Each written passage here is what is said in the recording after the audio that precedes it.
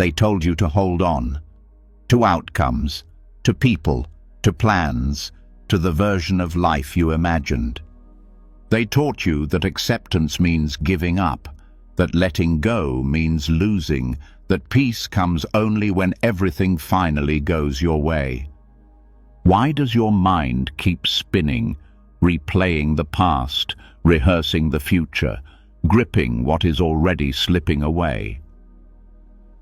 The truth is simple.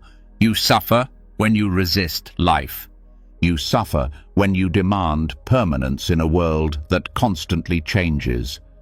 Real freedom begins the moment you stop fighting what is and stop chasing what isn't. Accept what comes. Release what goes. This is the heart of Buddhist detachment, not coldness, not indifference, but a soft, steady wisdom, the kind that lets you breathe again, the kind that makes life feel lighter, the kind that frees your mind from the constant storm of why, how, and what if. For thousands of years, these teachings have shown people how to live without fear of change, without clinging, without drowning in emotion. They teach you how to stay open when life shifts, how to let moments pass without grabbing onto them, how to trust the flow instead of fighting the current. Your chest will feel lighter, and you'll begin to understand that real peace comes not from holding everything together, but from finally letting things move as they need to. This isn't just another message to calm your mind. This is a transformation, a quiet turning point, a new way of being. Are you ready to accept what life brings? Are you ready to release what life takes? Let's begin. You move forward now with a quiet shift happening inside you. Not a dramatic change, not a sudden breakthrough, just a gentle release. The kind that feels like something inside your chest finally loosening. A part of you begins to sense that life doesn't have to feel so heavy. There's a soft curiosity waking up, a pull toward a way of living where peace comes not from controlling everything, but from letting life unfold without constant pressure. Something in you wants to understand this more deeply, and with that quiet openness, the next teaching naturally begins to take shape. Most of the pain you carry does not come from your experiences themselves. It comes from what your mind immediately does with them. Your mind reacts quickly and aggressively. It wants to control the moment before the moment even exists. It tries to fix emotions as soon as they arise. It tries to manage people's responses before they've even spoken. It tries to predict every outcome, avoid every mistake, and solve problems that haven't happened. Your mind treats life as if it were an urgent situation requiring constant supervision. This habit feels normal because you've done it for so long. But living in this state makes even small experiences feel overwhelming. The instinct to interfere turns ordinary moments into tension. It creates layers of mental noise that drown out your natural clarity. A passing feeling becomes a crisis. A simple mistake becomes a self-attack. A moment of uncertainty becomes a threat. The mind's interference becomes the real source of suffering, not the situations themselves. There is a quiet truth beneath all this noise. Not everything needs your effort. Some things settle on their own. Some emotions dissolve if you let them be. Some situations calm down when you stop trying to force them into shape. You do not need to fix every moment, and life does not need your constant involvement to unfold. Allowing becomes a discipline. a new way of relating to your thoughts and emotions. It is the deliberate practice of stepping back instead of stepping in, not in a careless way, not in a withdrawn way, but in a wise and grounded way. You learn to give space instead of pressure. You learn to let things breathe. You learn to trust that stillness has a strength of its own. This discipline does not mean giving up or being passive. It does not mean letting life collapse or ignoring responsibility. Allowing is a form of intelligence. It is understanding that peace often grows when you stop interfering with everything inside you. It is the recognition that you can't force clarity, can't force calm, can't force perfect outcomes. You can only allow things to settle at their own natural pace. The belief that you must constantly guide life creates deep exhaustion. You may find yourself always bracing for what might go wrong, always anticipating problems, always planning for scenarios that never arrive, always feeling as if you are holding life together with your bare hands. This effort creates tension in your body and noise in your mind. You feel tired, not because your life is difficult, but because your mind is working far beyond what reality requires. Allowing frees you from this unnecessary labor. A difficult feeling becomes just a feeling. An uncertain moment becomes just a moment. A setback becomes just part of your path. You stop adding the heavy layer of resistance that turns normal challenges into emotional storms. You begin to experience events as they are, not as threats. This discipline begins with awareness. You start noticing the speed of your thoughts, the urgency you feel to react, the pressure you place on yourself to solve, fix, or control things immediately. You witness the mind creating stories, assumptions, and judgments before the situation is even clear. And once you see this pattern, you realize you don't have to follow it. You have the ability to step back, breathe, and let the moment show itself before deciding anything. Allowing is also the opposite of suppression. Suppression pushes feelings away. It hides emotions, avoids thoughts, and pretends everything is fine. But suppression always adds pressure. It does not create peace. Allowing, on the other hand, welcomes whatever arises without feeding it, fighting it, or turning it into more than it is. When you allow a feeling to exist without resistance, it naturally transforms.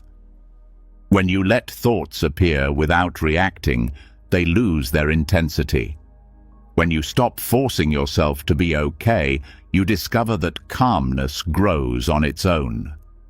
As you deepen this practice, you begin to trust the natural movement of your inner life. Fear rises and falls. Sadness softens. Anger loosens. Uncertainty shifts into clarity without being pushed. You learn that your inner world has its own intelligence, one that doesn't need your constant interference. You start to see that emotions are temporary movements, not problems that require immediate action. They are processes, not emergencies. Clarity comes when you stop crowding yourself with reactions. You begin to feel moments more honestly. Instead of turning pain into a story about what is wrong with you, you simply feel it. Instead of turning uncertainty into panic, you let it be what it is. Instead of spiraling into judgment, you stay open. Peace comes not from controlling your experience, but from allowing it to unfold without pressure. This shift also affects your relationships. You stop trying to fix people's emotions. You stop taking responsibility for how others feel or act. You stop forcing conversations, forcing solutions, forcing closeness, forcing understanding. Instead, you show up without pressure. You listen without planning. You care without carrying what is not yours. This brings relief to your heart and space to your relationships. Allowing also transforms your relationship with life itself. You stop believing everything depends on your force. You stop interpreting every change as danger. You stop demanding that life follow your plans. You learn to trust the unfolding even when you don't understand it.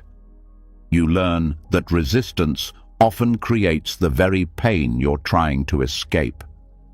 You learn that letting go of control allows life to reveal paths you couldn't have created on your own. This discipline teaches humility. You realize you don't always know what is best for you. Some of the things you once resisted became blessings. Some of the doors that closed protected you. Some of the discomforts shaped your strength. Some of the moments you feared carried hidden guidance. When you stop interfering, you let life show you possibilities that force and fear could never offer. Over time, allowing becomes inner strength.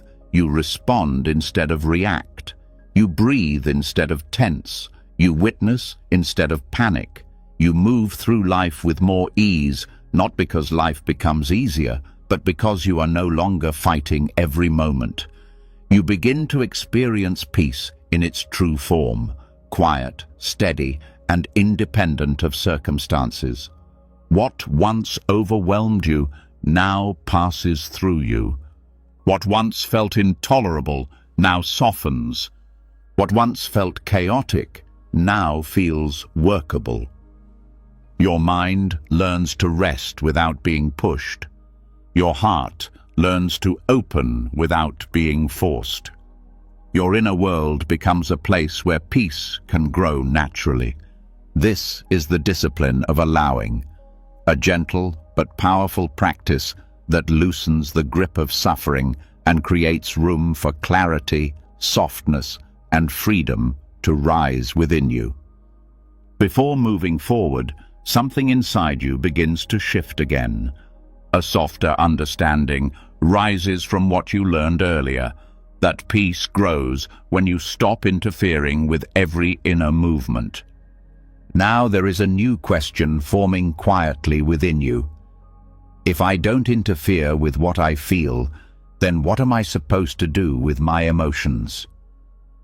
This question opens the door to a deeper truth, one that touches the core of Buddhist psychology. A truth that can feel almost shocking the first time you hear it. A truth that has the power to free you from years of emotional heaviness. And it begins with seeing emotions in a completely different way. Your journey continues here. There is a subtle but life-changing shift that happens when you stop calling every emotion mine. Most people spend their entire lives believing that every feeling that arises belongs to them. They say, my sadness, my anger, my fear, my anxiety, my insecurity. They treat emotions as personal possessions, as permanent parts of who they are. And the moment you call a feeling yours, you strengthen its hold. You turn a passing experience into an identity. You turn a temporary wave into a self-portrait. You begin to suffer not from the emotion itself, but from the belief that it defines you. Buddhist psychology teaches something radically different. It says, emotions do not belong to you. They arise, they pass through you, and they disappear, all on their own. You are the space they move through, not their owner.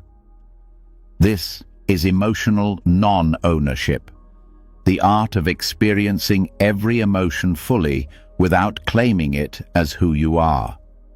It begins with seeing emotions as events, not possessions. Just as a sound arises in the environment, an emotion arises in the mind. It has a cause, a lifespan, and an end. It comes into awareness, stays for a moment, and dissolves when its conditions fade. Nothing in it belongs to a self. Nothing in it is personal. Nothing in it says anything about your worth or identity. It is simply an experience moving through consciousness. But many people misunderstand this.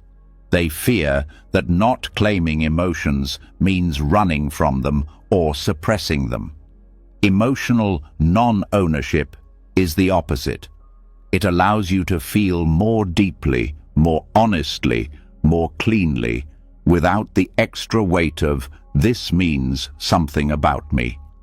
When you feel sadness without calling it yours, the sadness becomes pure experience rather than a story. When you feel anger without claiming it, the anger loses its bite and reveals its underlying energy, unmet needs, boundaries, or old wounds seeking release. When fear arises without ownership, it becomes a signal rather than an identity. Emotional non-ownership also removes the shame people often attach to their feelings. When someone thinks, "I shouldn't feel this," or "I'm weak for feeling this," or "this emotion means something is wrong with me," they add layers of resistance that make the feeling harder to bear. But when you see a feeling simply as a temporary experience arising from certain causes, there is no shame. Rain is not shameful. Wind is not shameful. A passing cloud does not become a flaw in the sky. Just like that, an emotion is not a flaw in you. This shift also changes the way you relate to emotional intensity. When you see emotions as yours, you feel responsible for them. You feel the need to control them, fix them, hide them, or justify them. This makes emotions heavier, more complicated, more suffocating. But when you see them as temporary processes moving through the mind, you no longer feel responsible for controlling the entire storm. You simply allow the storm to pass while you remain steady in the awareness that observes it. Emotional non-ownership becomes even clearer when you look at how emotions arise. A feeling shows up because of a combination of conditions: past experiences, physical states, thoughts, memories, triggers, environmental cues, and unconscious patterns. These conditions come together, create an emotion, and then disperse. At no point does the emotion become a permanent part of you. It simply arises because the conditions support it. Understanding this removes the illusion of personal ownership. This practice also deepens your emotional intelligence. When you stop taking emotions personally, you can examine them without fear. You can ask, what conditions created this? What is this emotion trying to show me? What does this feeling need in order to pass? Instead of fighting with emotions, you study them. Instead of being overwhelmed, you become curious. Curiosity opens the door to insight. Insight opens the door to healing. Healing opens the door to inner freedom. There is another layer to emotional non-ownership, the layer of compassion. When you stop identifying with your emotions, you stop identifying with other people's emotions as well. You see that their anger, fear, or sadness also arises from conditions, not from their personal identity. This removes the tendency to take their feelings personally. You stop blaming them for having emotions, just as you stop blaming yourself. This creates healthier relationships, deeper understanding, and more space for genuine connection. This practice also dissolves emotional reactivity. When an emotion arises and you immediately call it mine, the mind automatically reacts. You brace yourself. You tighten your chest.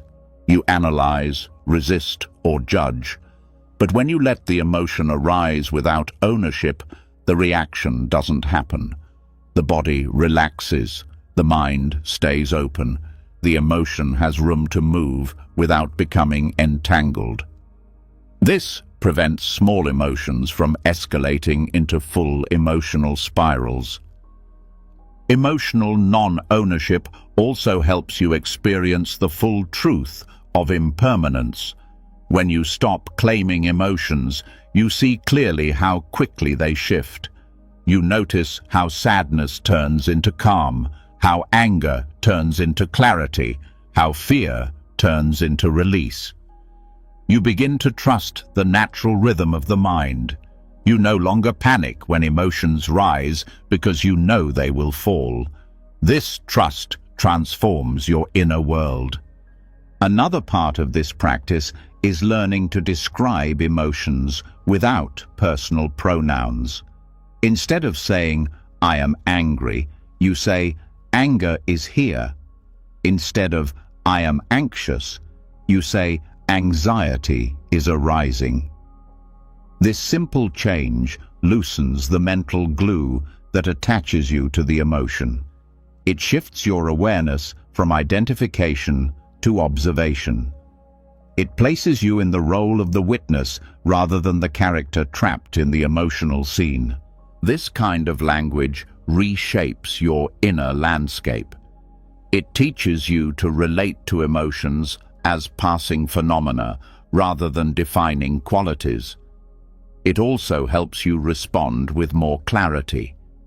When you're not fused with an emotion, you can choose your response instead of being controlled by the feeling. This is emotional freedom, the ability to feel deeply without being trapped. Emotional non-ownership also opens the door to inner stillness. When emotions arise without resistance and dissolve without interference, the mind naturally settles. Stillness emerges not because emotions disappear, but because you stop clinging to them. The mind becomes like a clear sky where clouds pass but do not disturb the vastness. Stillness is not the absence of emotional weather. It is the freedom from identifying with the weather. This practice also helps you connect with a deeper sense of self. When emotions no longer define you, you begin to discover the part of you that does not change, the awareness that observes everything. This awareness is not disturbed by emotions. It is not threatened by fear or shaken by sadness. It is steady, spacious, and calm. Emotional non-ownership trains you to rest in this awareness, letting emotions come and go while you remain grounded. The practice becomes even more powerful when applied to difficult emotions. When grief arises without ownership, you can feel its depth without drowning. When anger arises without ownership, you can see its root without acting from it.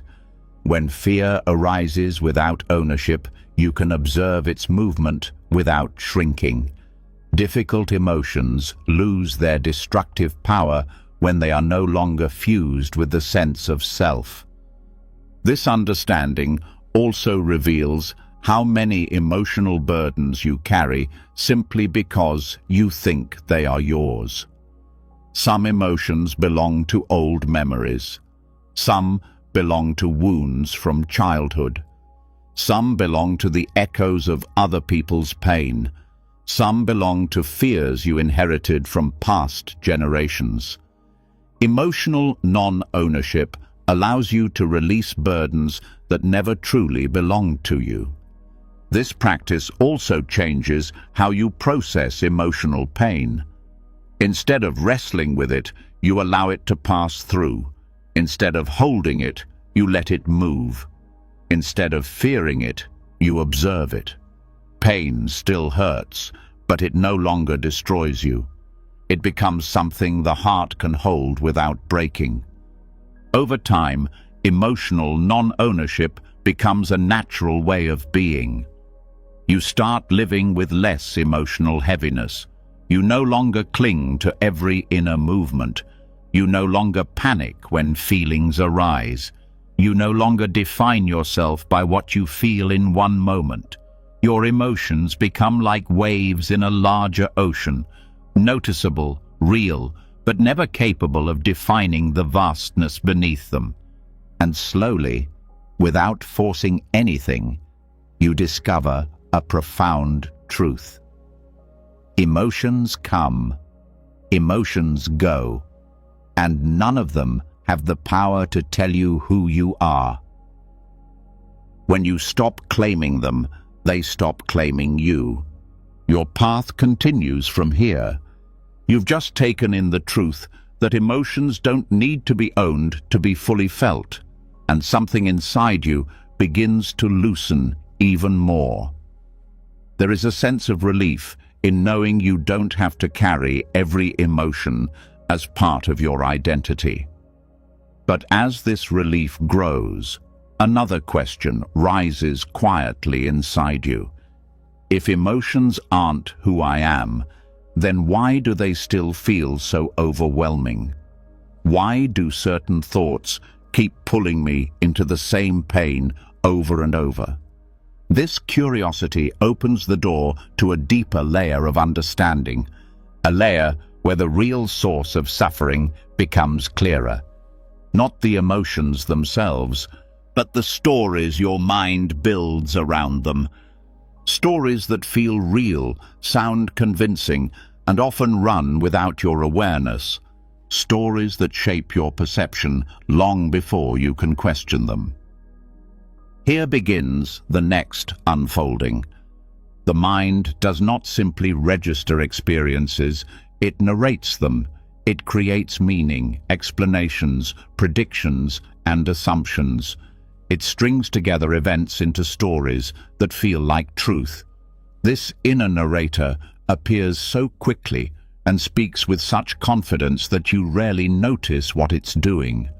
A neutral moment becomes a personal attack.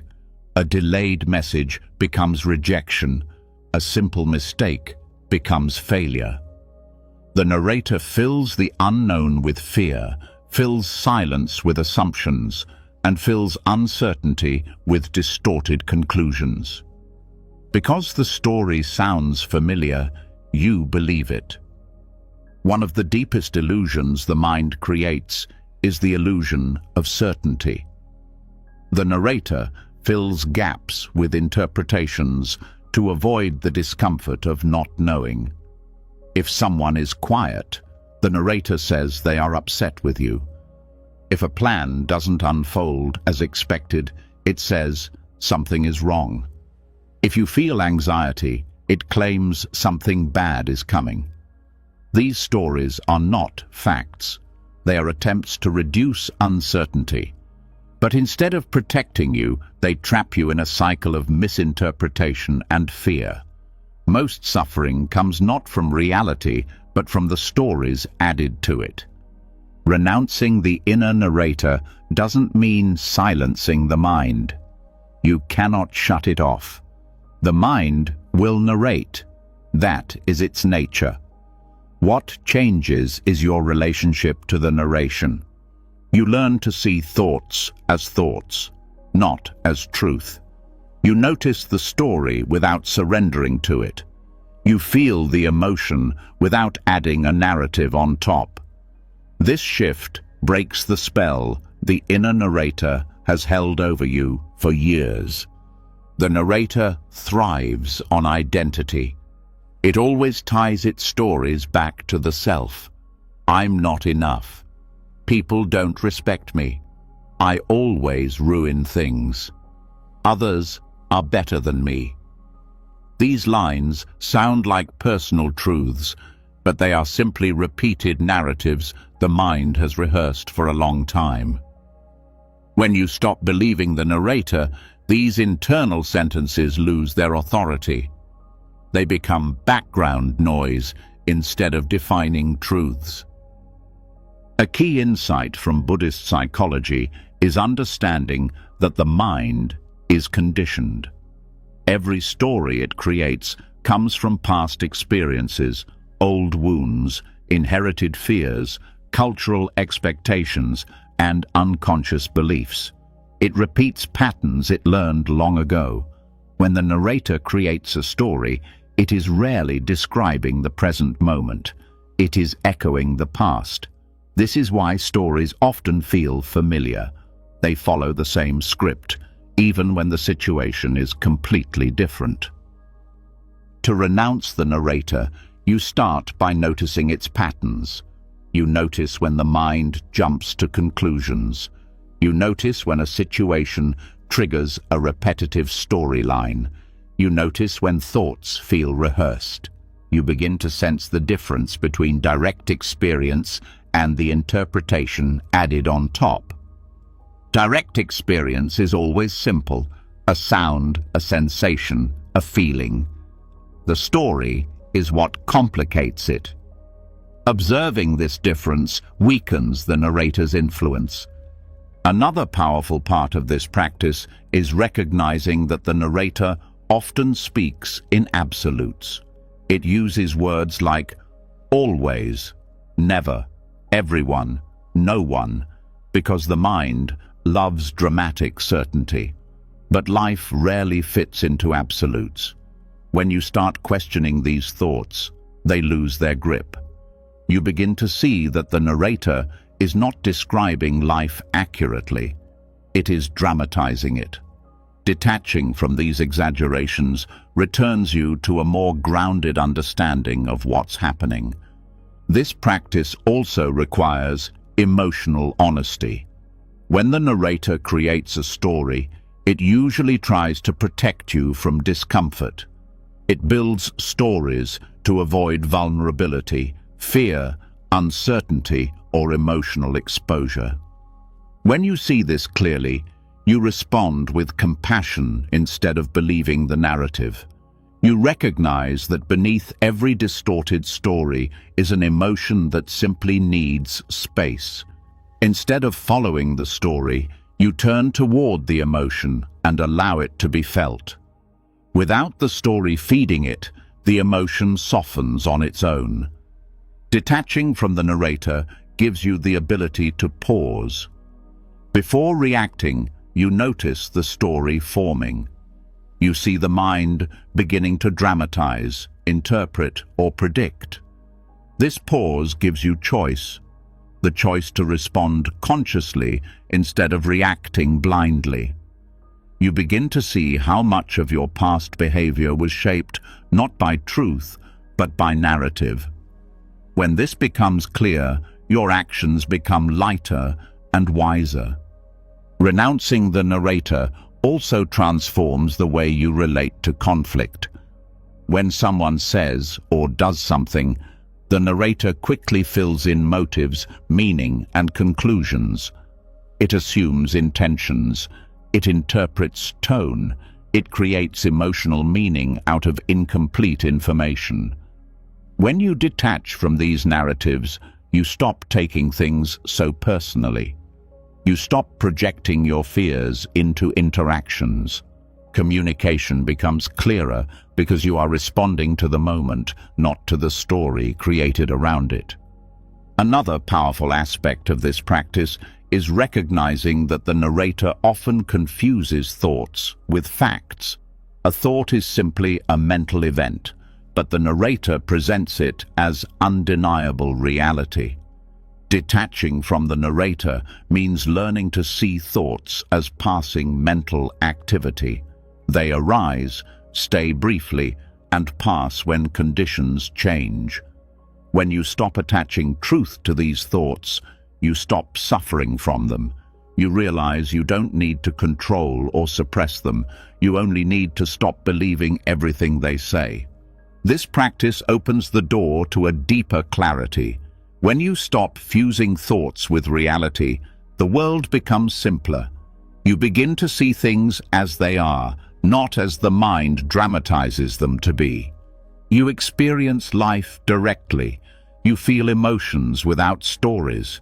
You meet moments without past narratives shaping them. This kind of clarity brings a peace that cannot be shaken by the mind's constant storytelling. Renouncing the narrator also reveals a deeper spaciousness within you. Beneath the stories is a quiet awareness that doesn't judge, doesn't interpret, doesn't dramatize. This awareness simply observes.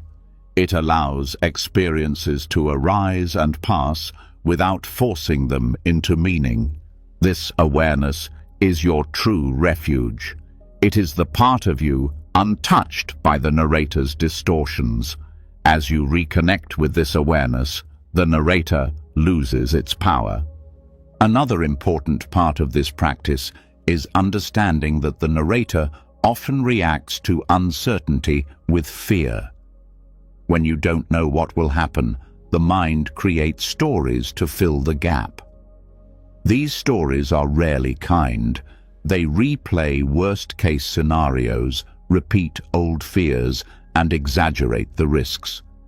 Detaching from these stories gives you space to meet uncertainty with openness instead of fear. You learn to tolerate not knowing, which reduces anxiety and increases resilience. Renouncing the inner narrator also teaches you to live with more presence. When you're caught in stories, you live in the past or the future. You replay old wounds or imagine future problems. But when you detach from the narrative, you return to the present moment, the only place where peace exists. You begin to experience life directly instead of through the filter of thought.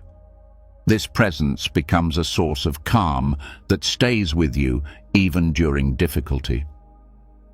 The practice also helps free you from the emotional spirals created by narrative thinking.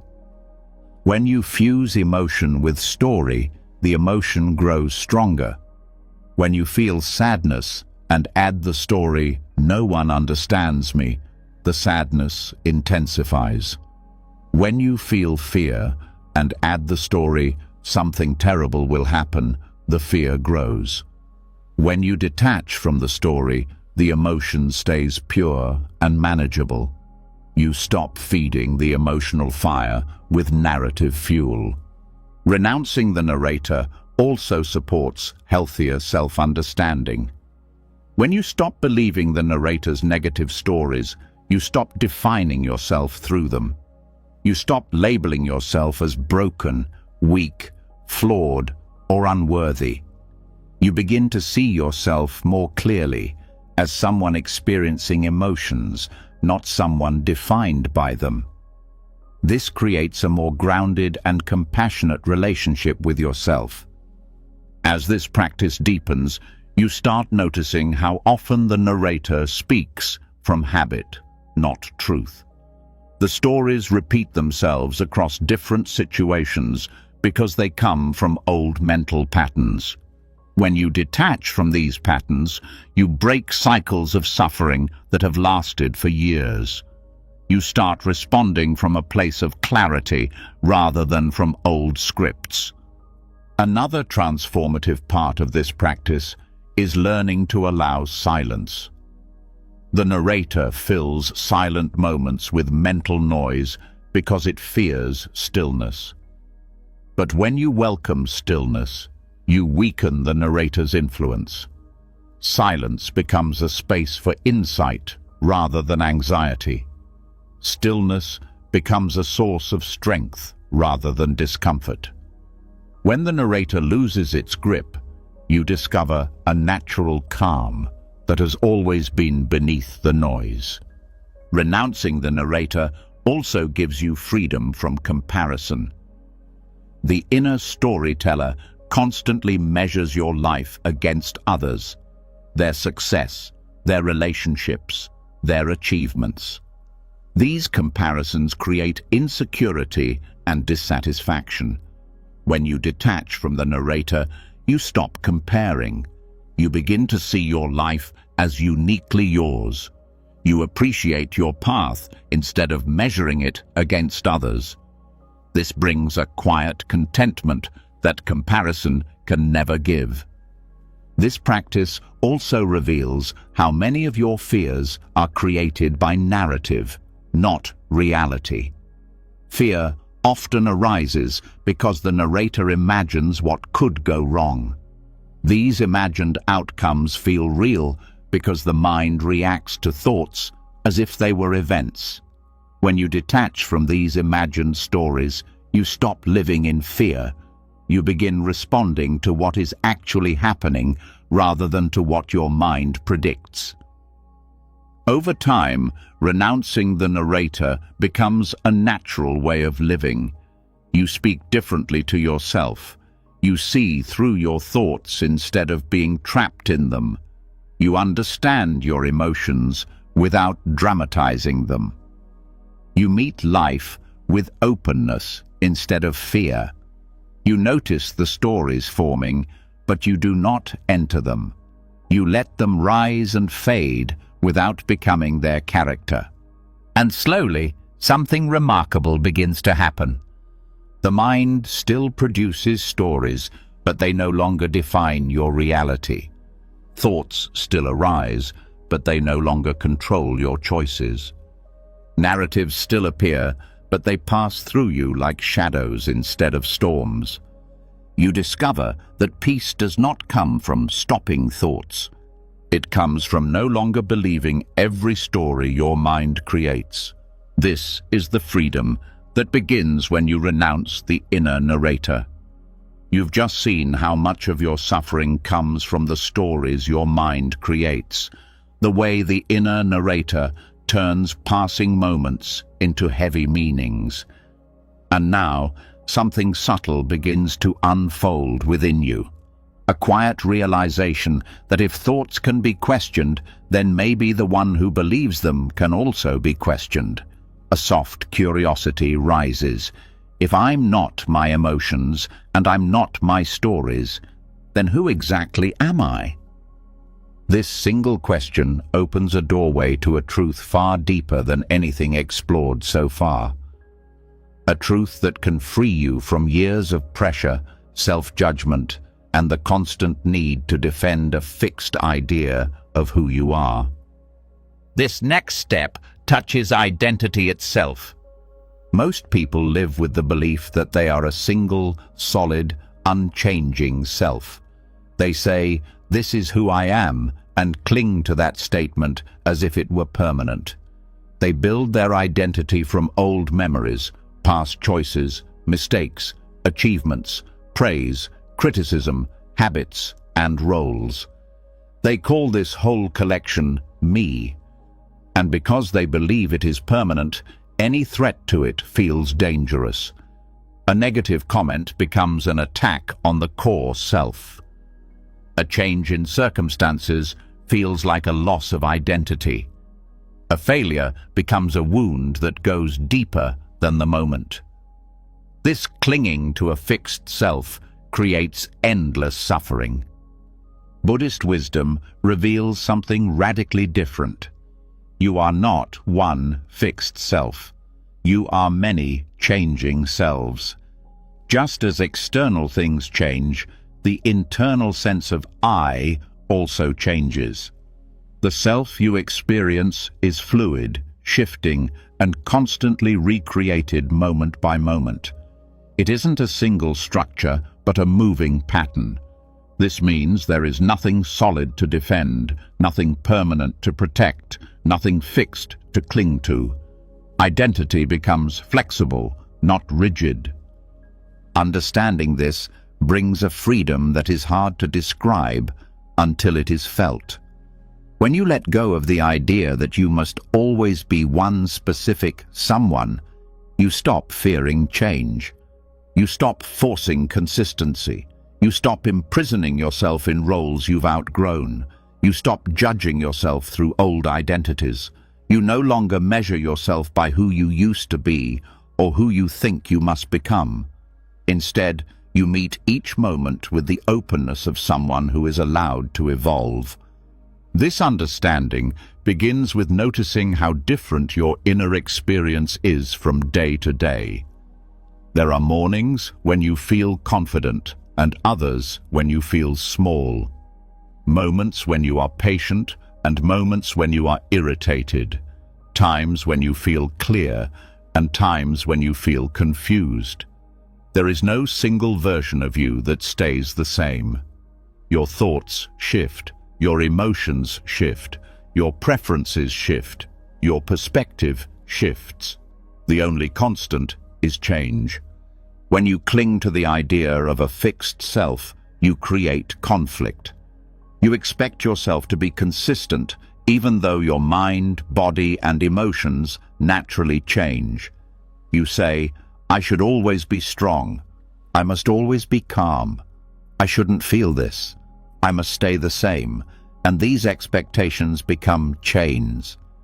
But when you accept that you are many changing selves, you allow yourself to have different states without judgment.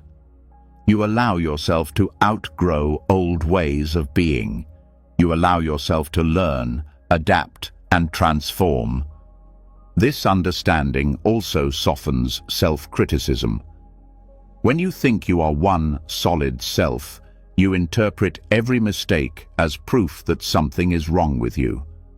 But when you see that the you who made the mistake was one temporary version among many, the mistake becomes simply part of a moment, not evidence of a flaw, not a permanent defect, just a passing expression of conditions.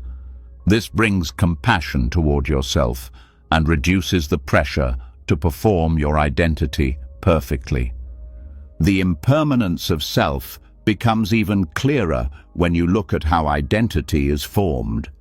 Every version of you arises because of conditions, your environment, your mood, your memories, your physical state, your relationships, your fears, your hopes. When these conditions change, your sense of self changes with them. This means identity is not something you are. It is something that unfolds. It is not a fixed object. It is a moving process. Seeing this dissolves the illusion of a permanent I. A powerful part of this practice is recognizing how much of your suffering comes from trying to preserve an old identity. You may force yourself into roles you've outgrown because you fear disappointing others. You may cling to old versions of yourself because they feel familiar. You may resist change because it threatens the story you tell about who you are. But the truth is that holding on to outdated identities creates emotional weight. Letting them go creates space. As you deepen this understanding, you begin to see identity as something you can consciously release. You allow yourself to evolve. You allow yourself to become someone new in each moment. You allow the self to be fluid instead of rigid. This flexibility creates resilience. When life changes, you adjust. When challenges arise, you meet them with openness. When old patterns fade, you don't cling. When new qualities appear, you don't resist. You live with less fear because nothing within you needs to remain the same. Understanding the impermanence of self also transforms how you relate to others. You stop expecting them to remain fixed. You stop holding them to old versions of themselves. You stop judging them by who they used to be. You allow them to grow, to rise, to change direction. This deepens compassion and strengthens relationships because you no longer cling to limiting stories about who someone is supposed to be. This insight also brings freedom from defensiveness. When you no longer cling to a solid identity, criticism doesn't threaten you. You don't feel the need to argue, justify, or protect a fragile self-image. Instead, you hear feedback with openness. You draw wisdom from what is useful and let the rest fall away. You respond with clarity instead of insecurity. This quiet strength comes from not identifying with any single version of yourself. Another profound part of this practice is understanding that identity is not tied to your past. When you see the self as a changing process, you stop defining yourself by old wounds, past failures, or outdated memories. You stop letting your past selves decide your future. You stop carrying burdens that belong to a version of you that no longer exists. This releases enormous emotional weight. You begin to feel lighter because you are no longer dragging old identities into the present. As you explore this more deeply, you realize that you do not have to become someone. You are always becoming. Identity is not a destination. It is movement. It is flow. When you embrace this, change becomes less frightening and more natural. Growth becomes easier. You stop forcing yourself to fit into roles that shrink you. You stop pretending to be who you think others want you to be. You stop clinging to a fixed idea of yourself. You live with honesty, ease, and freedom. This practice also reveals how much potential exists within you. When you release fixed identity, you make room for qualities you haven't met yet, strengths you haven't expressed, possibilities you haven't lived, insights you haven't discovered. You open yourself to paths that a rigid identity would have blocked. The more you let go of the idea of a permanent self, the more spacious your inner life becomes. As this understanding continues to unfold, something remarkable happens. You begin to trust yourself in a deeper, more authentic way. Not because you cling to a stable identity, but because you learn to trust the process of becoming. You trust your ability to adapt. You trust your ability to let go. You trust your ability to meet each moment with presence. This kind of trust does not come from knowing who you are. It comes from knowing that you are not limited by any single version of yourself. Over time, the impermanence of self becomes a source of peace rather than fear. You stop forcing yourself into rigid expectations.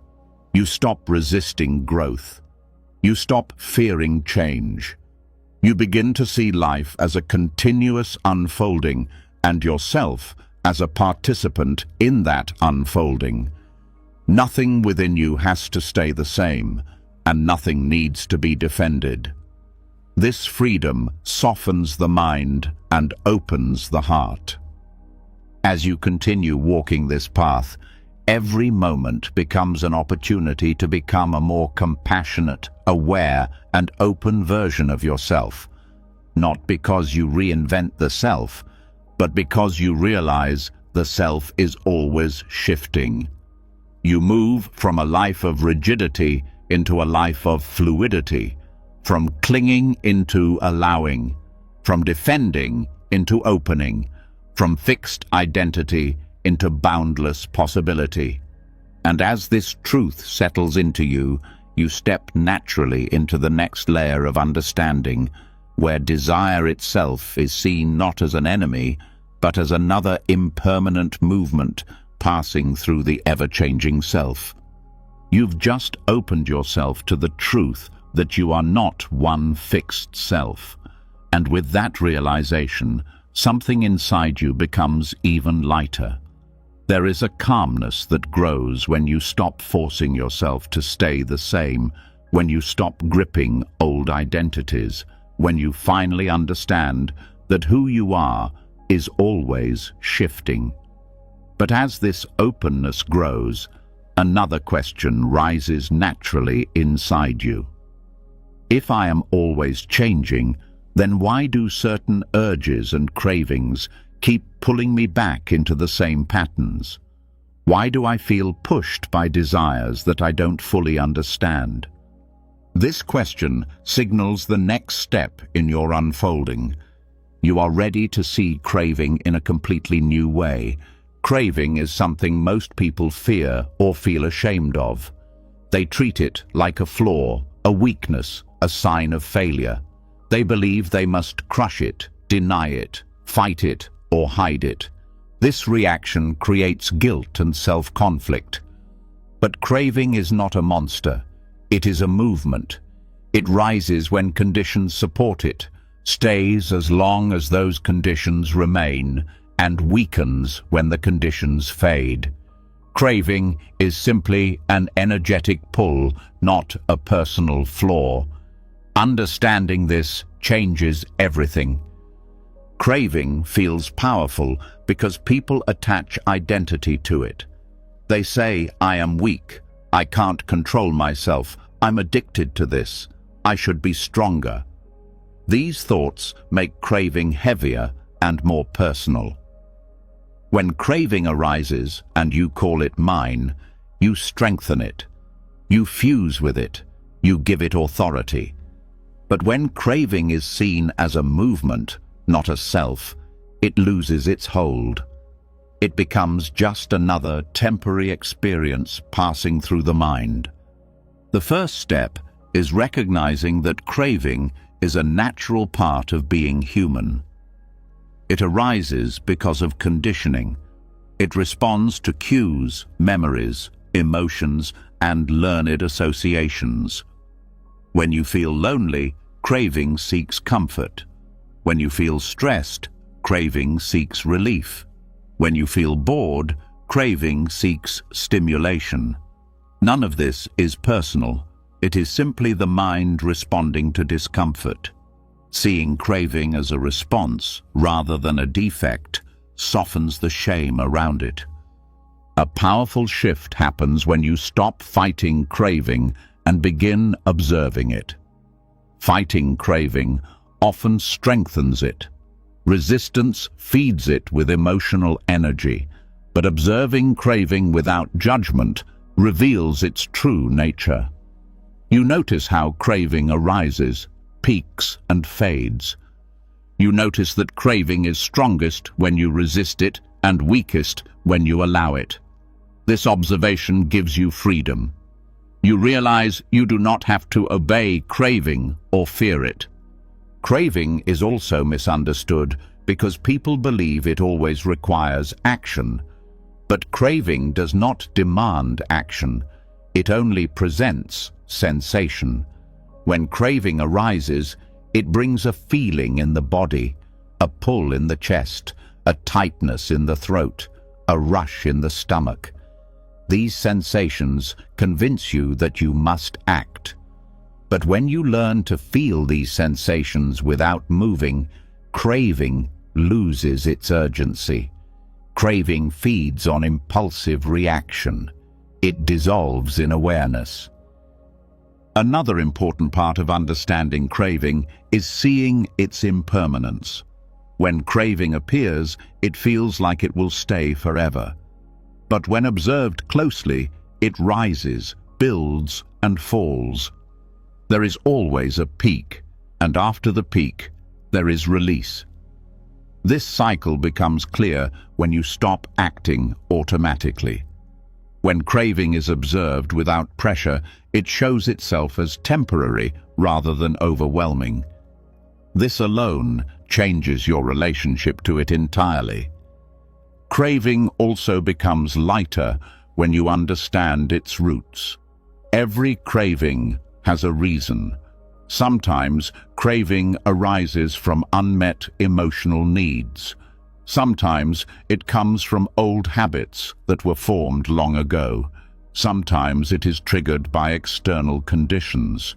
When you look closely, craving reveals what the mind is seeking: comfort, distraction, pleasure, escape, connection, or release. Understanding the root softens the intensity. When you know why craving is here, it becomes easier to meet it without panic. This understanding also reveals that craving is not always harmful. Not all craving leads to suffering. Craving becomes harmful only when it turns into attachment. when you believe you cannot be okay without satisfying it. But craving itself is simply movement. It is neutral energy. It becomes harmful only when you grasp it. When you allow it to move without grasping, craving becomes harmless. A deep transformation occurs when you recognize craving as a signal, not a command. Craving is the mind's way of pointing toward something unresolved. When craving arises, instead of reacting, you ask yourself what experience you are avoiding. Many cravings hide fear, loneliness, insecurity, or exhaustion. When craving is treated as the problem, the real issue stays hidden. But when craving is treated as a messenger, healing becomes possible. You address the root instead of the symptom.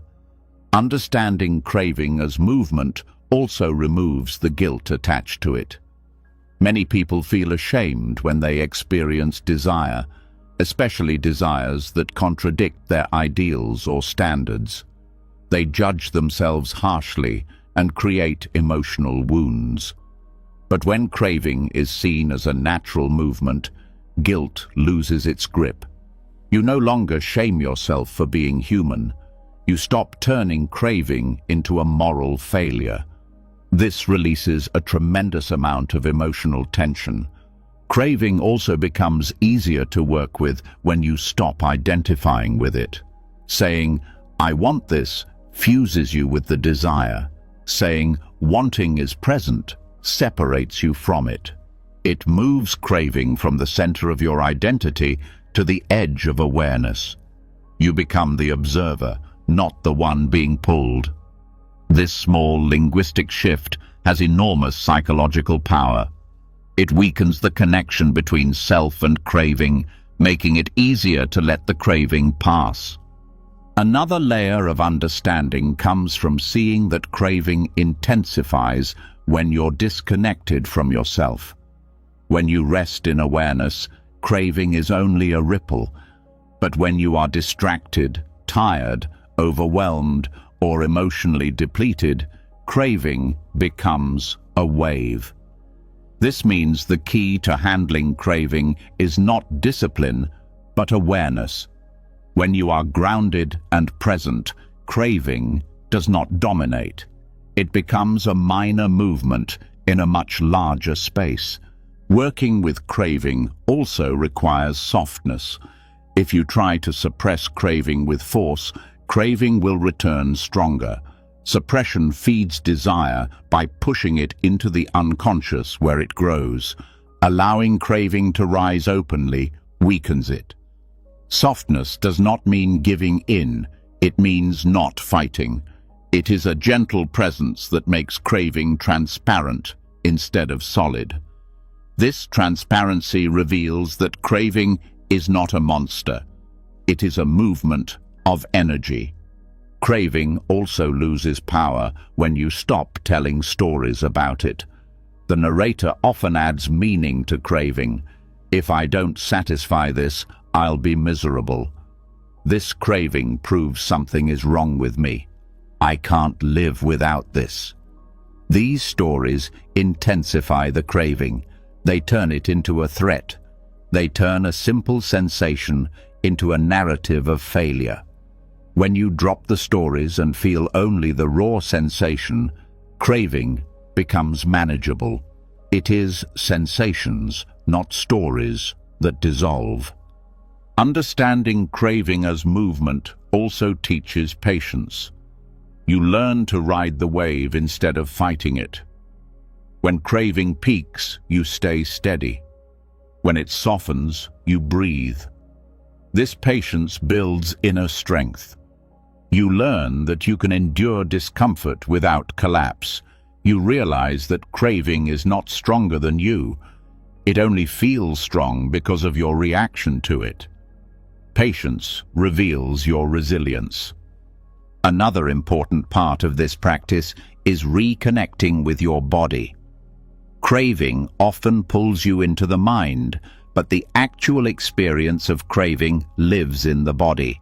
Tension, tingling, restlessness, pressure. When you bring attention to the body, craving loses its mystery. It becomes physical rather than psychological. You feel it directly instead of thinking about it.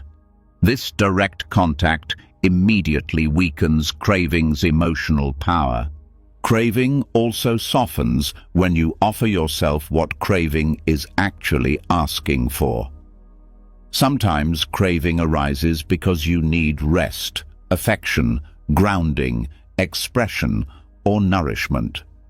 When you take care of yourself, craving reduces. When needs are ignored, craving increases. Understanding this helps you respond intelligently rather than impulsively. You meet the underlying need instead of reacting to the surface desire. This creates lasting change. Seeing craving as movement allows you to live with desire without fear. You stop feeling controlled by it. You stop seeing it as a threat. You stop believing it defines your character. Craving becomes something you can meet with curiosity rather than panic. This creates inner peace. You are no longer pulled by urges or shamed by them. You become free from the cycle of indulgence and suppression. Over time, this practice transforms your entire emotional landscape. You become someone who remains steady even when desire rises. You become someone who sees craving clearly rather than reacting impulsively. You become someone who can feel deeply without being overwhelmed. You become someone who trusts that every movement in the mind will pass. And as craving loses its power, your clarity grows. Craving moves. Craving shifts. Craving dissolves. It was never a monster. It was only energy passing through.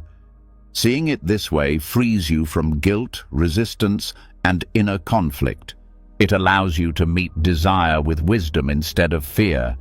And from here, you are ready to move even deeper, into learning how to love without clinging, to care without grasping, and to remain open without losing yourself. You've just seen craving for what it truly is. Not a threat, not a flaw, but a passing current that gains power only when you resist it or call it your identity. That realization already softens something deep inside you. But as that softness spreads, another truth begins to surface. Many of the deepest cravings you've ever felt were connected to love. The craving to be wanted, the craving to be understood, the craving to hold on to someone, the craving to never be left behind. Something inside you quietly asks, if craving is just movement, then what about love? Why does love feel so heavy, so gripping, so full of fear? This question opens the door to one of the most misunderstood aspects of human experience: how to love without clinging. Love, in its pure form, is a spacious feeling. It allows, accepts, supports, and uplifts. But most people never experience it that way because they wrap love in fear. They think love must involve holding tightly. They confuse affection with possession. They believe closeness means merging, controlling, securing, or guaranteeing. They measure love by how much someone gives them, how much they stay, how much they meet expectations. These ideas turn love into a cage, not a gift. Clinging arises from fear. Fear of loss, fear of abandonment, fear of uncertainty, fear of being alone, fear of not being enough.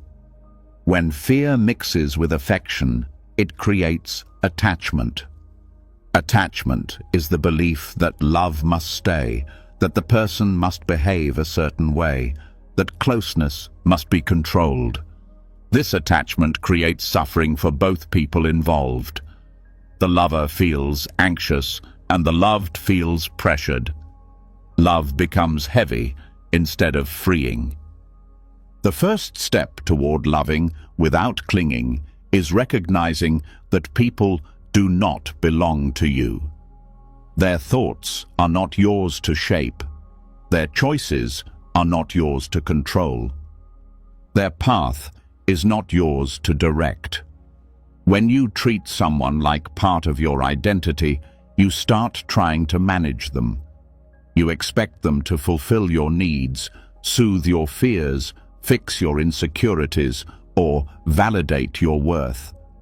But these expectations choke love. They turn affection into duty. They make the relationship fragile and tense. Loving without clinging means loving someone as they are, not as you want them to be. It means giving them space to breathe, space to grow, space to change. It means releasing the need to control their feelings or predict their actions. It means trusting them to walk with you freely, not because they are bound, but because they choose to be there. This kind of love feels different. It feels calm instead of desperate. It feels expanding instead of squeezing. It feels like two people standing side by side rather than tangled together. This practice begins by looking at the fears beneath attachment. When you cling, it is because something inside you does not feel steady. You fear being alone with yourself. You fear facing your own emptiness. You fear losing someone because you believe losing them means losing part of your worth. But when you understand that love is not supposed to complete you, clinging weakens. Love is meant to flow, not plug a hole. When you strengthen your inner stability, you stop grasping others as emotional anchors. Loving without clinging also requires honesty about the difference between love and attachment. Love says, "I care for you deeply." Attachment says, "I need you to stay because I'm scared without you." Love says, "I want to understand you." Attachment says, "I want you to act the way I expect." Love says, "I want you to be free." Attachment says, "Your freedom threatens me." When you see this difference clearly, you begin to release the grip that attachment places on your relationships. A powerful shift comes when you stop treating relationships as guarantees. People change, circumstances change, life changes. When you cling to the illusion of permanence, you create fear. But when you accept impermanence, something surprising happens. You love more deeply. You appreciate moments instead of taking them for granted. You pay attention instead of assuming tomorrow will be the same. You hold people gently instead of gripping them tightly. Impermanence does not weaken love. It intensifies it with presence. Loving without clinging also means letting others have their emotional reality. You stop demanding that they feel a certain way. You stop expecting them to react exactly how you want. You stop trying to shape their inner world. Instead, you accept that they have their own experiences, fears, desires, wounds, and hopes. This acceptance creates emotional maturity. It frees both of you from trying to control each other's inner landscape. It creates connection through acceptance, not through pressure. Another part of loving without clinging is learning to listen without trying to solve. When you cling, you listen in order to protect your fears. You listen to find reassurance. You listen to confirm your expectations. But loving without clinging means listening to understand, listening to connect, listening without filtering everything through your insecurities. This kind of listening allows love to breathe. It creates safety for both people. A deep misunderstanding about love is the belief that closeness means merging identities. But merging creates confusion, resentment, and dependency. When two people lose themselves trying to become one, the relationship becomes imbalanced. Loving without clinging means staying connected but not fused. It means valuing your own identity while respecting theirs. It means sharing life without collapsing into each other. Healthy love has space. This practice also dissolves jealousy. Jealousy is the fear that someone else can take what you cling to. But when you love without possession, jealousy loses its foundation. You do not view love as scarce. You do not view attention as currency. You do not view connection as ownership. You understand that love is not taken away by others, it only changes form. When you stop possessing, you stop fearing loss, and this brings peace. Loving without clinging also brings clarity about responsibility. You stop expecting others to fix your inner wounds. You stop demanding emotional rescue. You stop outsourcing your healing. Instead, you take responsibility for soothing your own fears, regulating your emotions, and strengthening your inner world. This reduces pressure on relationships. It makes love more balanced and respectful. Another insight arises when you see that clinging does not protect love. It suffocates it. When you grip someone tightly, you create resistance. The more you push, the more they feel the need to pull back. The more you cling, the more fear grows between you. But when you loosen your grip, something beautiful happens. Love becomes a choice again, not an obligation.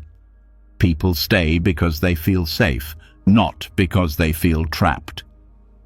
This practice also shows you the beauty of emotional independence. Emotional independence does not mean isolation or coldness. It means your emotional stability does not crumble when someone else changes, disappoints you, or walks away. It means you can care deeply without collapsing. It means you love fully while remaining whole. This kind of strength makes love healthier and more lasting. Loving without clinging reveals the difference between connection and dependence. Connection enriches your life. Dependence drains it. Connection grows with openness. Dependence grows with fear. When you understand this difference, you start choosing relationships based on genuine connection rather than emotional survival. This path also teaches you to love with presence instead of projection. When you cling, you project fears, hopes, fantasies, and insecurities onto the relationship. You stop seeing the real person. You see only the image that supports your emotional needs. But loving without clinging means seeing the other person clearly, their strengths, flaws, dreams, and limits. This clarity creates real intimacy instead of illusion. As you deepen this understanding, something transforms within you. You stop trying to hold love. You stop trying to freeze it. You stop trying to force it into permanence.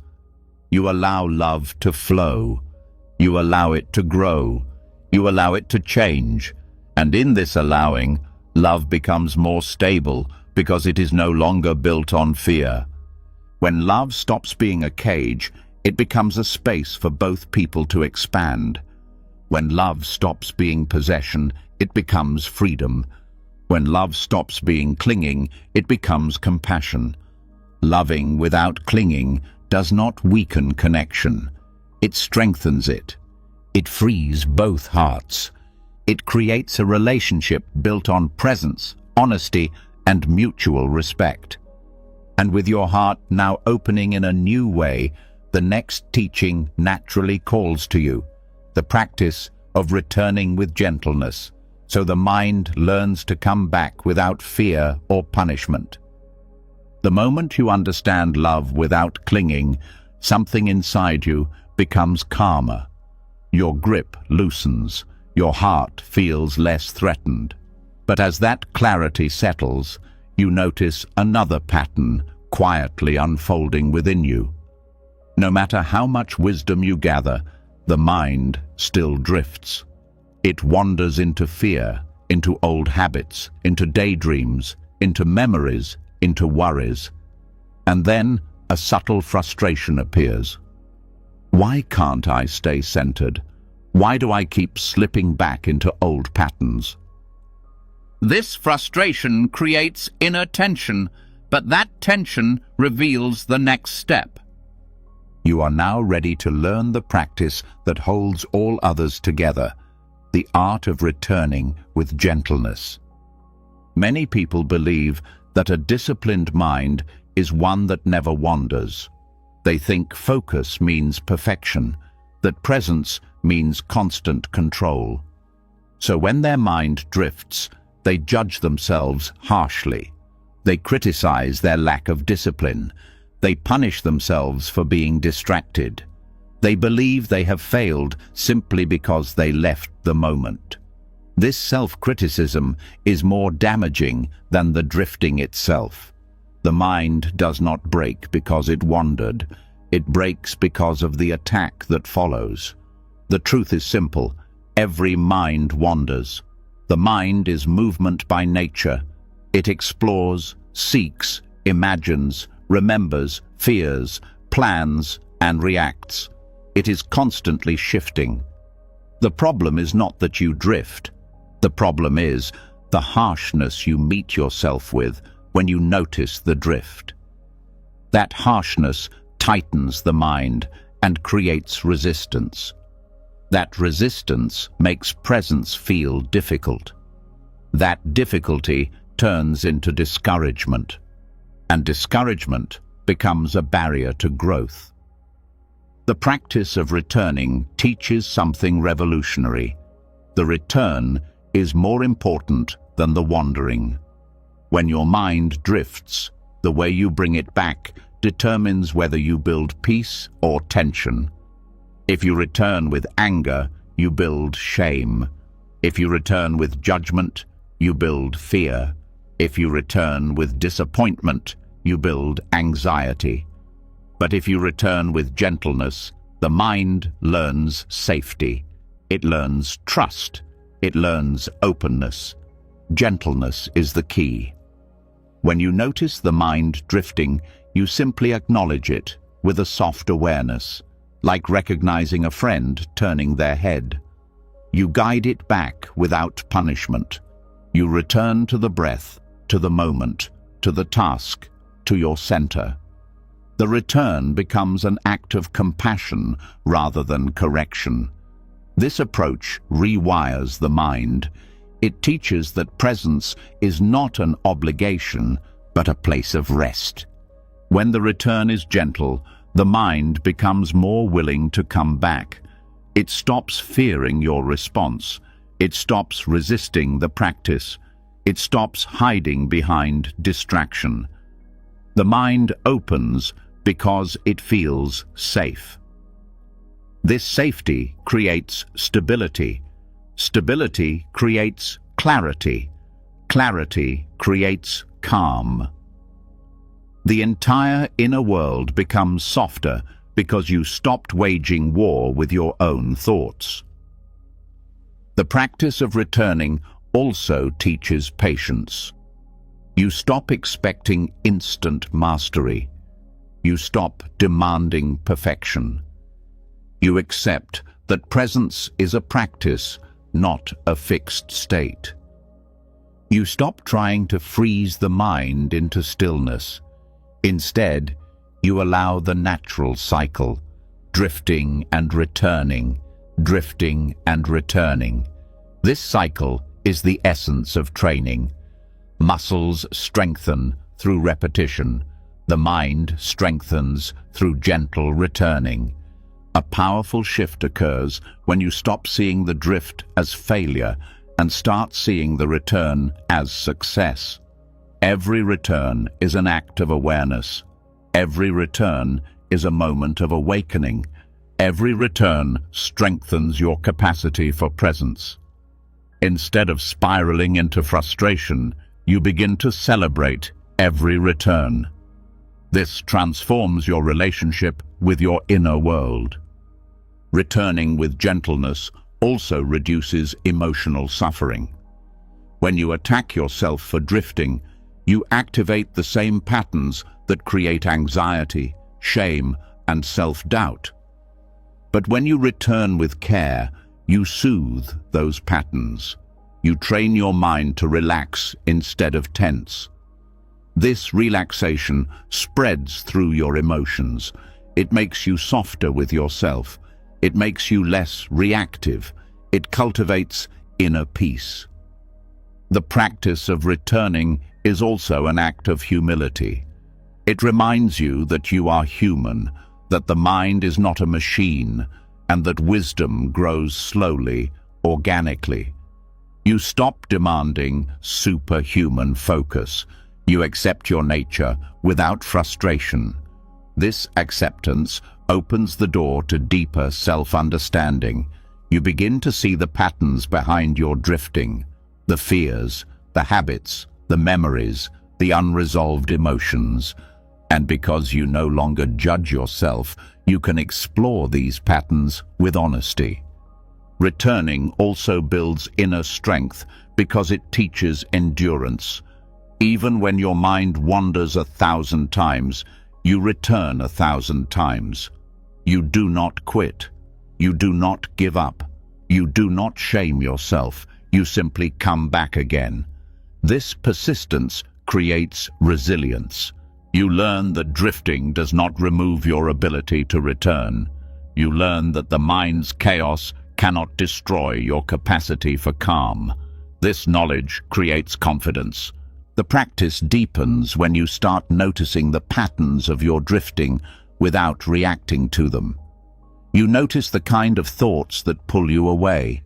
You notice the emotional states that distract you. You notice the moments when your attention weakens. This awareness helps you understand yourself more deeply. You begin to see not only that you drift, but why you drift. This is insight, and insight is healing. Gentle returning also trains the mind to let go more easily. When you bring yourself back without punishment, you learn that you can release a thought without fighting it. You can let go of stories without believing them. You can release emotional spirals before they grow. This makes detachment a natural skill rather than a forced effort. Another important part of this practice is compassion. When you return gently to yourself, you practice the same compassion you wish to offer others. You learn how to be kind even when you are imperfect. You learn how to forgive small mistakes instantly. You learn how to stay present with yourself even when your mind is restless. This compassion expands into your external life. You become more patient with others. You become less reactive in relationships. You become softer in your judgments. Gentleness toward yourself becomes gentleness toward the world.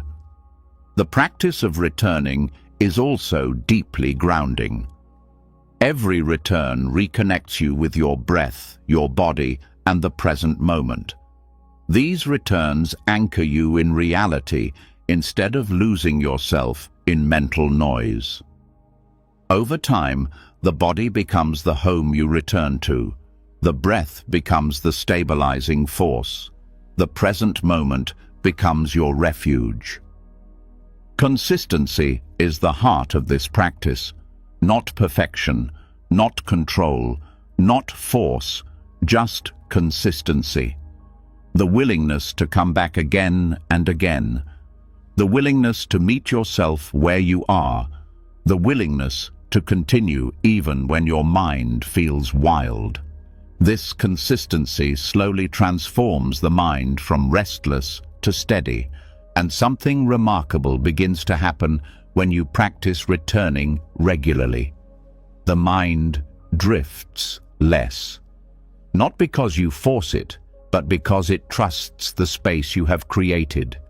Presence becomes easier. Thoughts lose their urgency. Inner storms lose their force.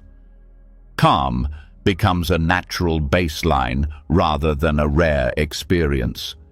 Returning becomes smoother, quieter, gentler. This is the power of the practice.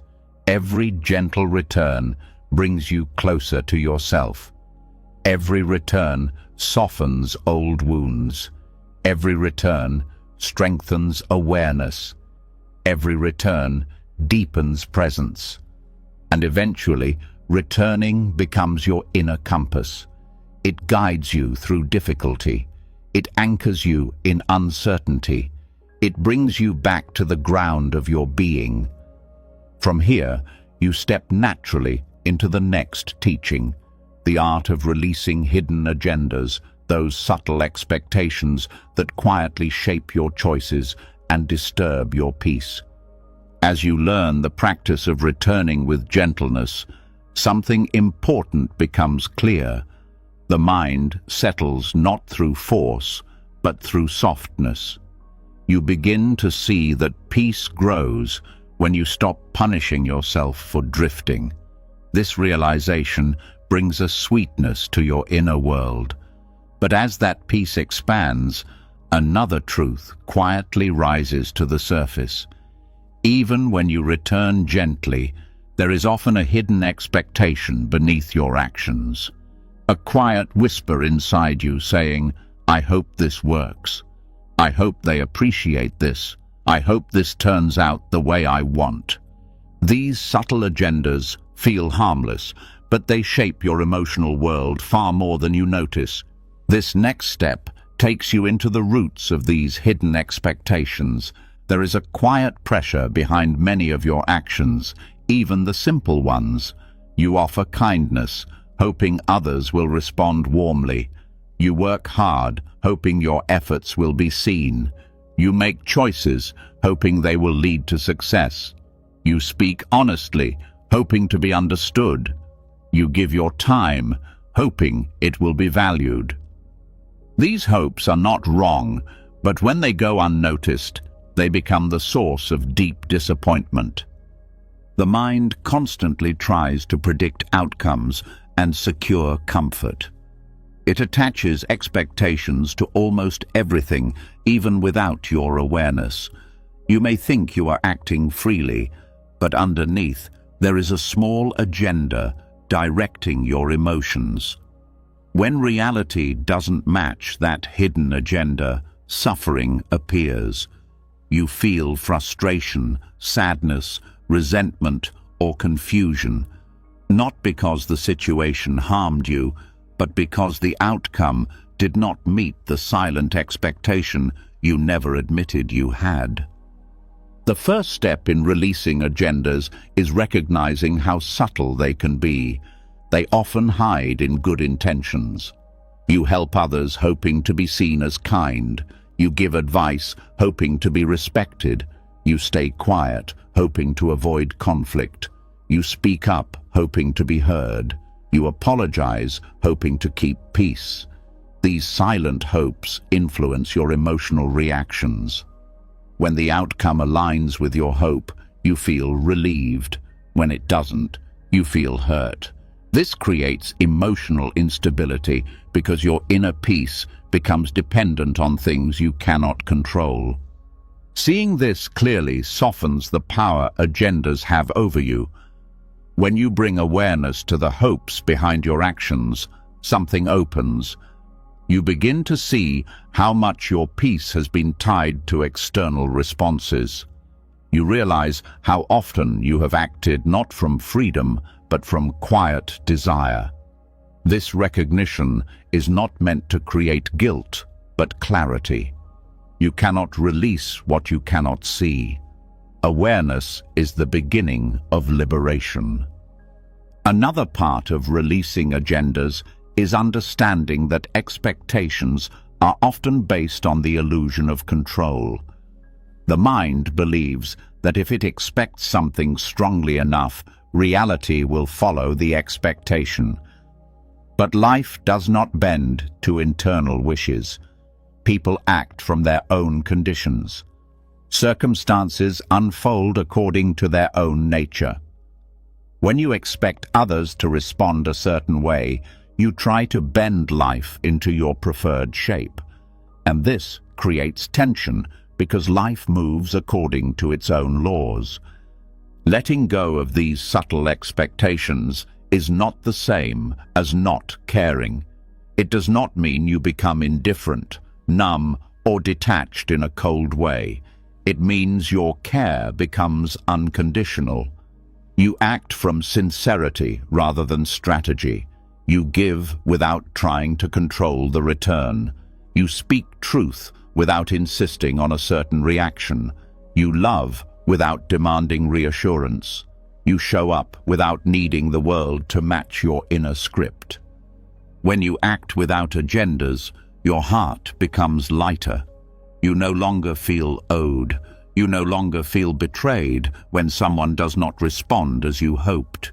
You no longer cling to outcomes. You no longer measure your worth by external responses. Every action becomes complete in itself. You feel free because you stop tying the value of your actions to what comes after them. Releasing the agenda also dissolves resentment. Resentment grows when you give with expectation. You may not say it out loud, but a quiet voice inside says, "I did this for you. Now you should do something for me." When this silent contract is not fulfilled, bitterness grows. When you let go of agendas, there is no contract. There is nothing to be violated. You act from clarity rather than transaction. This preserves your peace. Another insight comes from seeing how agendas distort perception. When you hope for a specific outcome, you filter everything through that hope. You read too much into small gestures. You interpret neutral actions through bias. You miss the reality because you are focused on what you want reality to be. Letting go of agendas allows you to see situations as they are, not as you wish them to be. This clarity brings emotional stability. Releasing hidden expectations also brings greater self-honesty. You start noticing the fears beneath your agendas. Fear of rejection, fear of disappointment, fear of not being valued, fear of losing control. When you see these fears clearly, you stop projecting them onto your actions. You begin to soothe the fears directly instead of using expectations to temporarily mask them.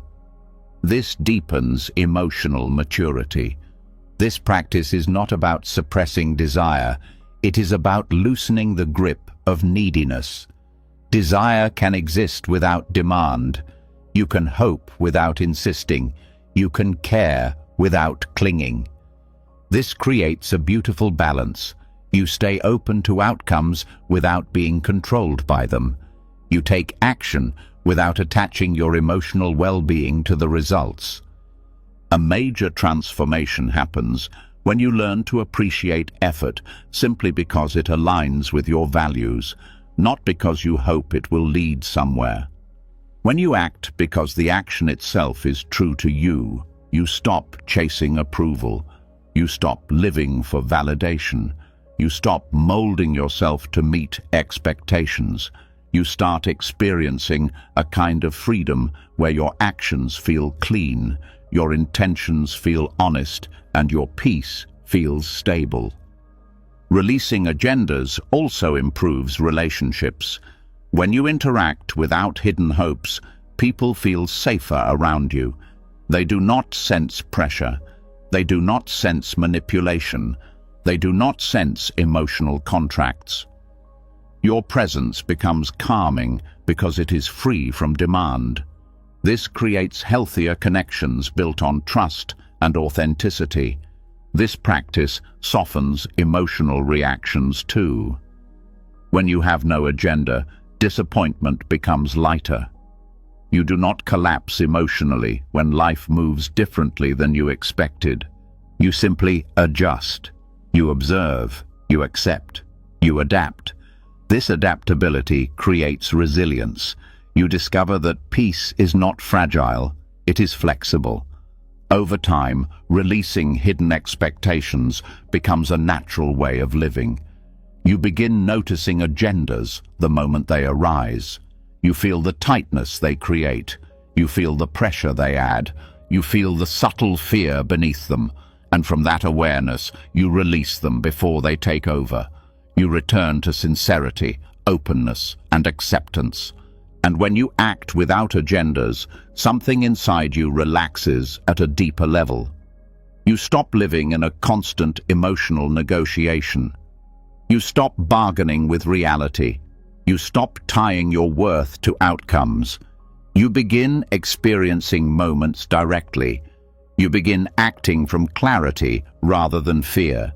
You begin living from authenticity rather than expectation.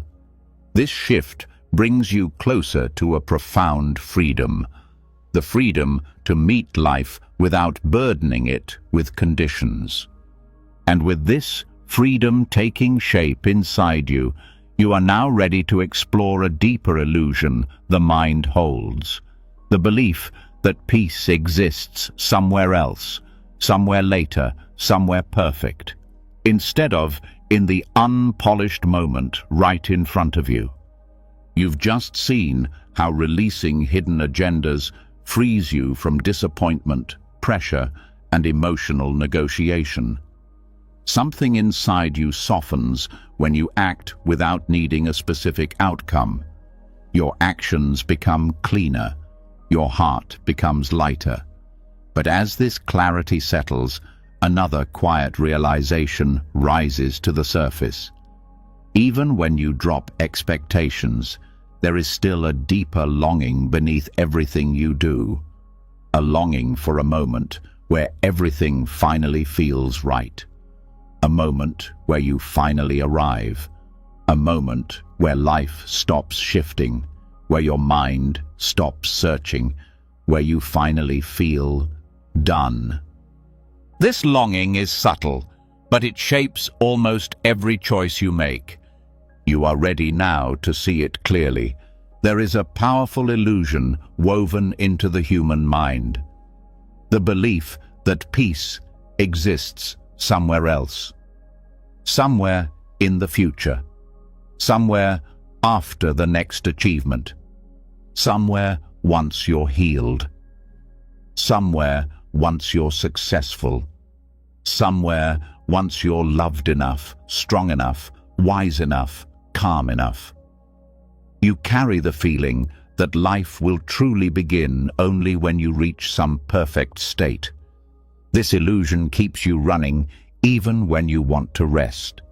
The mind constantly tells you that the next moment is more important than this one. It says you will feel better when you finally fix yourself, when the situation settles, when others behave differently, when you make progress, when your emotions calm down, when you gain more clarity. This belief keeps you living in a constant state of almost arriving, but not quite. You are always close, but never home. This mindset creates endless tension. You feel behind. You feel incomplete. You feel like you are missing something essential. You feel like you must keep striving, improving, achieving, adjusting, and becoming. You start treating your own life like a project. You wait for stability instead of living now. You wait for healing instead of allowing the moment to hold you as you are. You wait for peace instead of noticing it in small pieces already present. The wisdom of non-arrival reveals something different. There is nowhere to arrive. There is no final version of you waiting in the future. There is no perfect state where everything stays stable. There is no moment where life stops changing. Peace does not come from reaching a flawless condition. Peace comes from releasing the belief that you must become someone else in order to rest. This understanding begins by noticing how often you postpone your own peace. You think, "I'll feel okay once this problem is solved," but when that problem fades, another appears. You think, "I'll feel confident once I achieve this," but once you do, the goal shifts. You think, "I'll feel calm once my mind stops wandering." But the mind wanders again. The goal line moves endlessly because the problem is not the present. It is the belief that the present is not enough. Non-arrival invites you to stop chasing a perfect moment and start living inside the imperfect one you're already in. You stop waiting for conditions to match your desires. You stop basing your peace on future outcomes. You stop believing life owes you a perfect version of reality. You begin to accept that this moment, with its messiness, its beauty, its uncertainty, its discomfort, its complexity, is enough to be lived fully. This practice also transforms how you view personal growth. Instead of treating growth as a ladder you must climb toward some final state, you see it as a continuous unfolding. There is no finished. There is only learning. There is only deepening. There is only expanding awareness. When you release the fantasy of arrival, growth becomes gentle rather than urgent. You no longer feel pressured to hurry. You no longer measure yourself by milestones. You no longer panic when change is slow. You simply walk. The illusion of arrival is often tied to the belief that you are not enough yet. And because you don't feel enough, you keep striving for some future moment where you hope to finally feel whole. But non-arrival shows you that wholeness is already present, not because you are perfect, but because you are alive, aware, and connected to experience. Wholeness comes from presence, not from accomplishment. This insight also releases the anxiety around self-improvement. When you believe there is a perfect state waiting ahead, self-improvement becomes a burden. You judge yourself harshly. You compare yourself to others. You fear falling behind. But when you understand that there is no final version of you that must be reached, growth becomes naturally motivated. You improve not to arrive somewhere, but because growth itself feels meaningful. The wisdom of non-arrival also dissolves the pressure to fix everything immediately. You stop rushing. You stop grasping for solutions. You stop believing that peace depends on finishing your inner work. You realize that inner work is not a race. It is a lifelong relationship with yourself. You allow healing to unfold slowly. You allow clarity to come in waves. You allow yourself to rest even while unfinished. This gentle approach creates more transformation than pressure ever could. Another important part of this teaching is recognizing how often you try to escape the present moment because it feels imperfect. You escape through distraction, fantasizing, worrying, planning, scrolling, overworking, or self-criticism. These behaviors come from the belief that the future holds something better. But when you stop running toward a future moment, you begin to meet the present with honesty. You feel its textures. You witness its emotional truth. You engage with life more directly. Non-arrival is not about giving up on aspirations. It is about removing desperation from them. You still grow, but you do not believe growth will save you. You still dream, but you do not abandon your peace while chasing those dreams. You still improve, but you do not punish yourself for being in the process. This balance creates grounded progress. You evolve without abandoning yourself. This practice also reveals how deeply conditioned the mind is to seek completion. From childhood, you are taught that life is a series of achievements. Finish school, get the job, find the partner, succeed, settle down, retire. This pattern trains you to believe that life is always somewhere ahead of you. Non-arrival breaks this conditioning. It teaches that life is not a checklist. It is an ongoing experience. You stop living for later and start living for now. One of the most freeing parts of this teaching is understanding that imperfection is not a barrier to peace. It is the environment where peace grows. When you stop demanding perfection, you start seeing beauty in small things. A moment of quiet, a breath that grounds you, a smile that softens your chest, a single step toward clarity. Peace becomes accessible because it stops being conditional. This practice also teaches you to trust your path.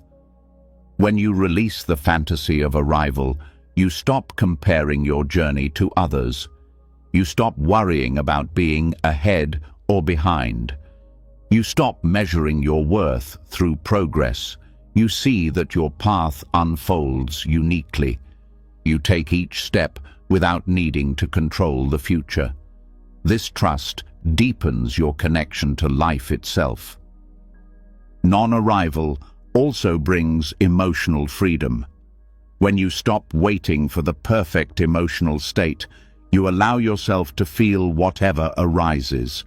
You accept sadness without thinking it means you're failing. You allow fear without believing it means you're broken. You hold joy without fearing it will disappear. You experience emotions as natural movements rather than signs of progress or decline. The wisdom of non-arrival teaches that peace is found in the rawness of the present, messy, unfinished, and deeply alive. You stop postponing your life. You stop postponing your healing. You stop postponing your peace. You begin to rest inside the unpolished moment. And when you rest in the present, you discover that the freedom you were chasing was always here, waiting for you to stop running. As this truth begins to settle into your awareness, you naturally move toward the next teaching, learning how to release tension stored not in the mind, but in the body, where much of your attachment silently lives. You've just stepped into the truth that there is nowhere to arrive, and something inside you softens deeply. The pressure to become someone fades. The urgency to perfect yourself loosens. There is a quiet peace in knowing you don't have to reach a flawless state to rest. But as the mind relaxes, another layer of understanding arises. Even when your thoughts let go, your body often does not. You notice the tight jaw, the lifted shoulders, the shallow breath, the clenched belly. You sense that some part of you is still holding on. This subtle tension reveals something important. The body often clings long after the mind understands release. And now you are ready to explore the next doorway, letting go through the body. Most people try to let go only through thinking. They try to talk themselves into calmness, reason themselves out of fear, or repeat ideas about acceptance, but the body holds its own history. Muscle memory stores past reactions, old traumas, unresolved emotions, and habitual tension. Even when your mind is willing to release, your body may still be gripping. Real detachment requires working with both the mind and the body because they influence each other constantly. Somatic detachment begins with noticing the micro-tensions you normally ignore. These small contractions are signs of holding fear, holding expectation, holding roles, holding stories, holding defenses. Tension is not random. It is the body's attempt to feel safe. When you become aware of these micro-tensions, you begin to understand how your body has been trying to protect you. Awareness is the first step toward release. Often the body tenses before the mind even forms a thought. Your shoulders rise when you feel uncertain. Your stomach tightens when you feel judged. Your throat constricts when you fear speaking. Your breath becomes shallow when you feel overwhelmed. These reactions happen so quickly that you miss the moment they begin. But when you slow down and observe your body with patience, you start to see patterns. You realize tension is not only physical, it is emotional memory expressed in muscle and breath. Letting go through the body starts with posture. The way you stand, sit, or carry yourself reflects your internal state. A closed posture signals protection. A rigid posture signals control. A collapsed posture signals defeat. None of these are conscious choices, they are conditioned responses. When you gently adjust your posture, opening the chest, relaxing the shoulders, softening the jaw, you send a signal to the nervous system that it can stop bracing. Your body begins to trust the environment again. This trust allows tension to release. Breath is another doorway into somatic detachment. Breath responds instantly to emotion. When you're stressed, breath becomes shallow. When you're anxious, it becomes tight. When you're afraid, it pauses. Learning to notice your breath shows you where your body is holding. Instead of trying to control the breath, the practice is to observe it, to watch how it moves, how it expands, how it contracts. This observation shifts you from autopilot to awareness. Slowly, the breath deepens on its own. The body lets go because you stopped interfering. Micro-tension awareness is a powerful tool. Instead of waiting for a large emotional reaction, you notice the small signs. The slight frown, the tightening around the eyes, the clenching of fingers, the curling of toes, the stiffening of the neck. These tiny contractions reveal where attachment lives. When you notice them early, you can soften before the emotion grows. This prevents emotional spirals and reduces stress before it builds. Letting go through the body also requires patience. Physical habits formed over years do not dissolve instantly. You are not trying to force relaxation. You are building a relationship with your body. You listen to its signals, respond with kindness, and offer it space. The body learns to release through safety, not pressure. When you show it that it doesn't need to brace for danger, it begins to let go naturally.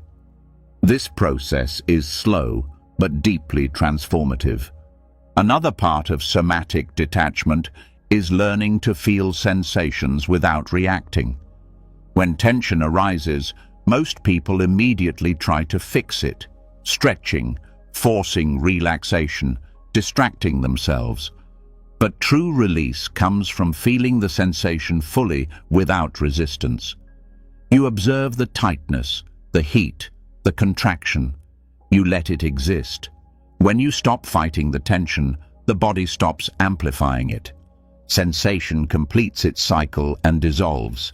This practice also strengthens your ability to stay present.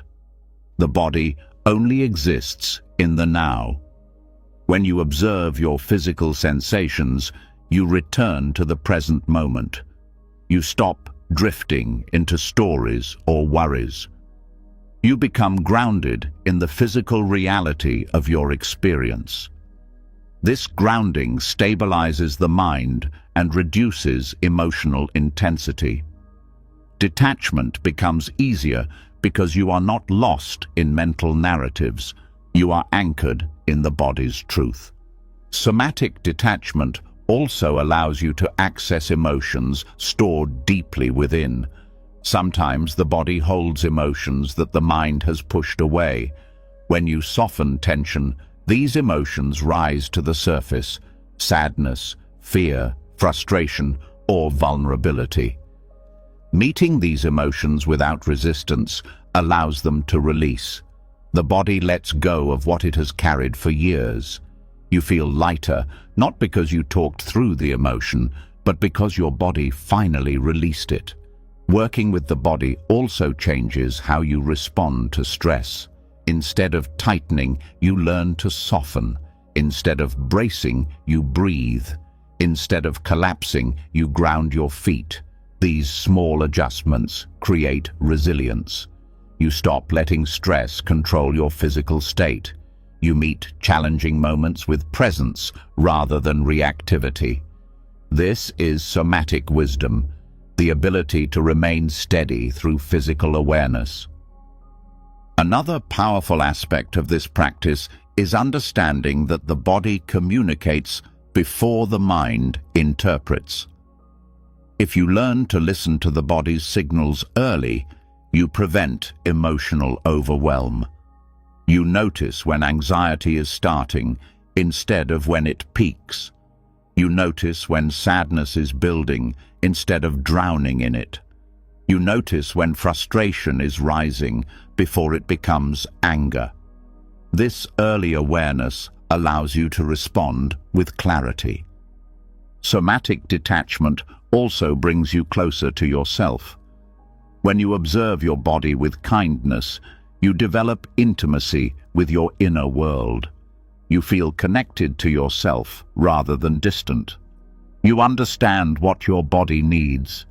You understand what it fears. You understand how it protects you.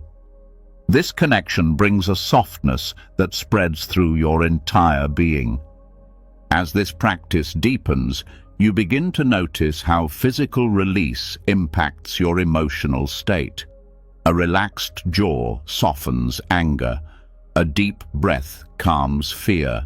An open posture reduces insecurity. Tension held in the body often amplifies emotional difficulty. When the body releases that tension, emotional clarity follows. This connection makes it easier to meet life without gripping. Letting go through the body also teaches you humility. You realize that many reactions are unconscious and automatic.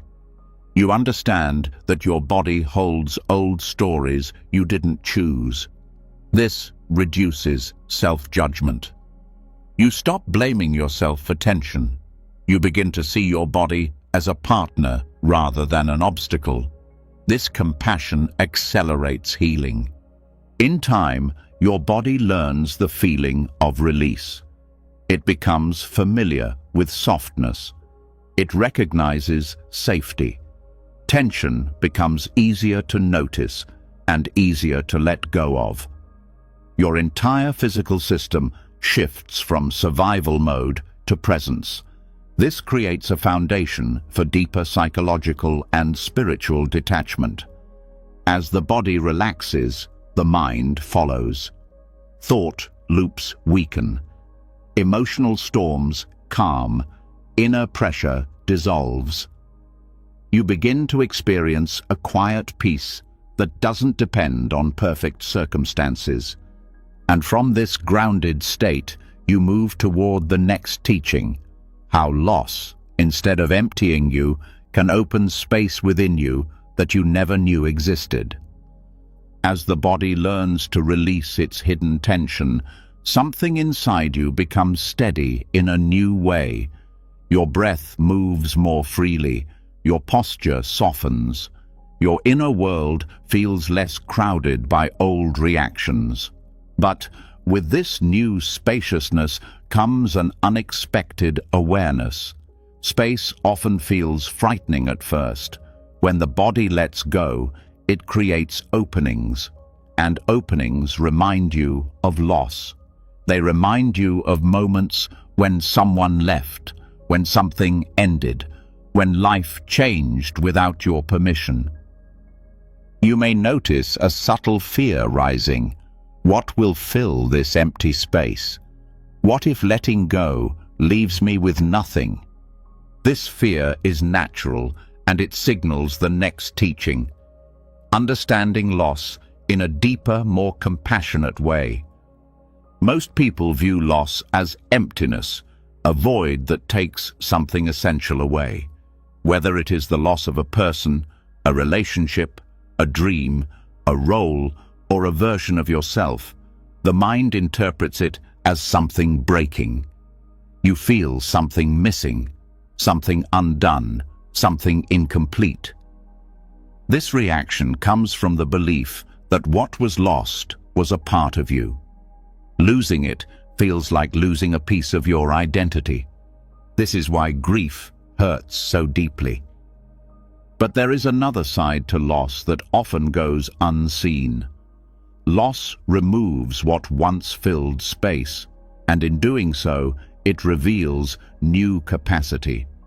Capacity for growth, capacity for resilience, capacity for curiosity, capacity for creativity, capacity for deeper connection, capacity for a new kind of self-awareness, capacity that was previously hidden by what occupied that space. Loss does not simply take, it also makes room. Allowing loss to reveal capacity begins with giving yourself permission to grieve without judgment. Grief is not a mistake. It is not weakness. It is not a sign that you failed to detach. Grief is the natural response to change. It shows you what mattered. It reveals the depth of your connections. It exposes the tender parts of your heart. When you stop resisting grief, you allow it to shape you instead of break you. Grief becomes a teacher instead of a prison. One of the first shifts in this practice is realizing that emptiness is not the same as absence. Emptiness is potential. Absence is only the mind's interpretation of what is missing. When you sit with emptiness without labeling it as loss, you start to feel something subtle, a quiet spaciousness. This spaciousness is not the void your fear imagines. It is inner room you never knew you had. Loss clears the mind of old attachments and creates space for something you could not see before. Loss also reveals resilience you did not know you possessed. You discover your ability to endure pain, to continue walking through difficulty, to stay open even when life feels uncertain. You begin to see that strength is not the absence of vulnerability. It is the willingness to keep feeling while still choosing to move forward. Resilience is not a trait. It is a capacity awakened through loss. Another part of this teaching is understanding that endings uncover hidden creativity. When something familiar leaves your life, your mind must reorganize.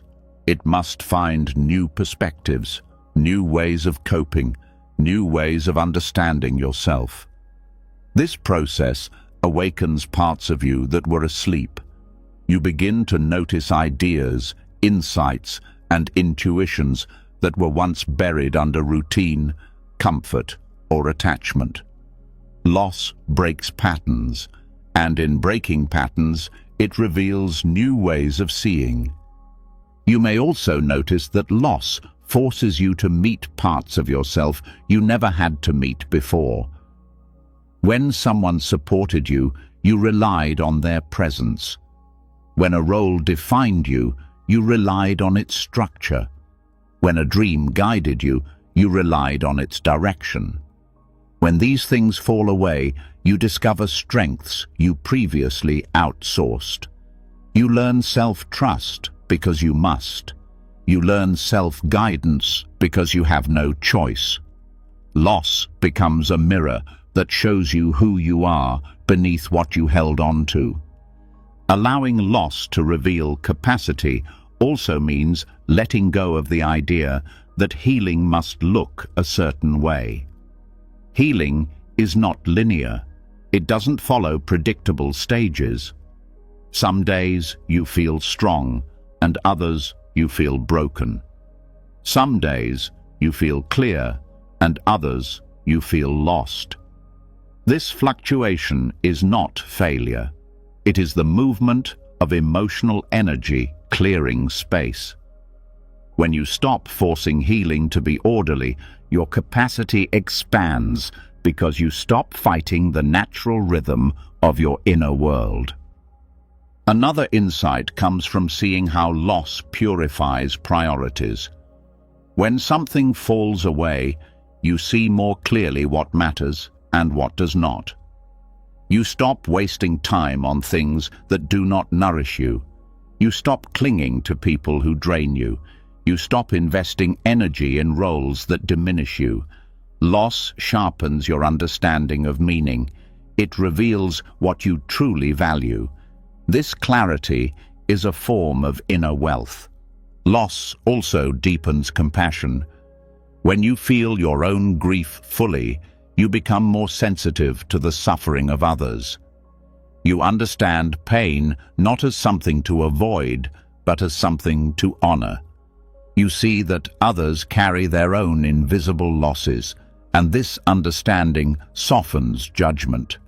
Compassion expands your capacity to love without clinging, to support without controlling, to hold space without needing to fix. Another important part of this practice is realizing that loss teaches you to trust the movement of life. You begin to see that endings are not punishments, but transitions. Even when something leaves unwillingly, even when the loss feels unfair, life continues to unfold. When you witness yourself surviving losses you once thought impossible, your trust deepens. You learn that life carries you forward even when you resist. You learn that you can walk through change and still remain whole. Allowing loss to reveal capacity also means recognizing that pain is not the end of the story. Pain is the beginning of transformation. Pain clears attachments. Pain opens space for new understanding. Pain strips away illusions. Pain forces honesty. Pain removes what blocks growth. Pain, when met directly, becomes the soil where deeper wisdom grows. As you learn to allow loss without collapsing, your sense of identity shifts. You stop seeing yourself as someone who loses. You start seeing yourself as someone who transforms. The loss becomes part of your history, not your definition. You carry the experience, but you do not become the experience. This perspective liberates you from living in the shadow of the past. In time, the fear of loss weakens. You realize that while loss is painful, it does not destroy you. You realize that new parts of you awaken through every ending. You realize that inner space is not something to fear. It is something to welcome. That space allows you to breathe. It allows you to grow. It allows you to evolve. Loss becomes a doorway, not a wall. A teacher, not a thief. A beginning, not just an end. And from this new understanding, you are ready to explore the next teaching. How to leave situations gracefully, without bitterness, without attachment, and without carrying emotional residue forward. You've just seen how loss can reveal hidden strength, new space, and deeper wisdom. As that truth settles in, something inside you shifts again. Your relationship with endings becomes softer. They no longer feel like punishment. They begin to feel like transitions. But even with this understanding, there is another layer that quietly shapes your experience, the way you leave situations. Because not all endings happen to you. Some endings are choices. Some endings are steps you must take. And often, the hardest part is not letting something go, but leaving without leftover bitterness, guilt, or emotional residue. This next teaching touches that delicate place. There comes a moment in life when you realize that staying is more harmful than leaving. This could be a relationship that drains you, a job that suffocates you, a habit that weakens you, or an environment that no longer aligns with who you are becoming.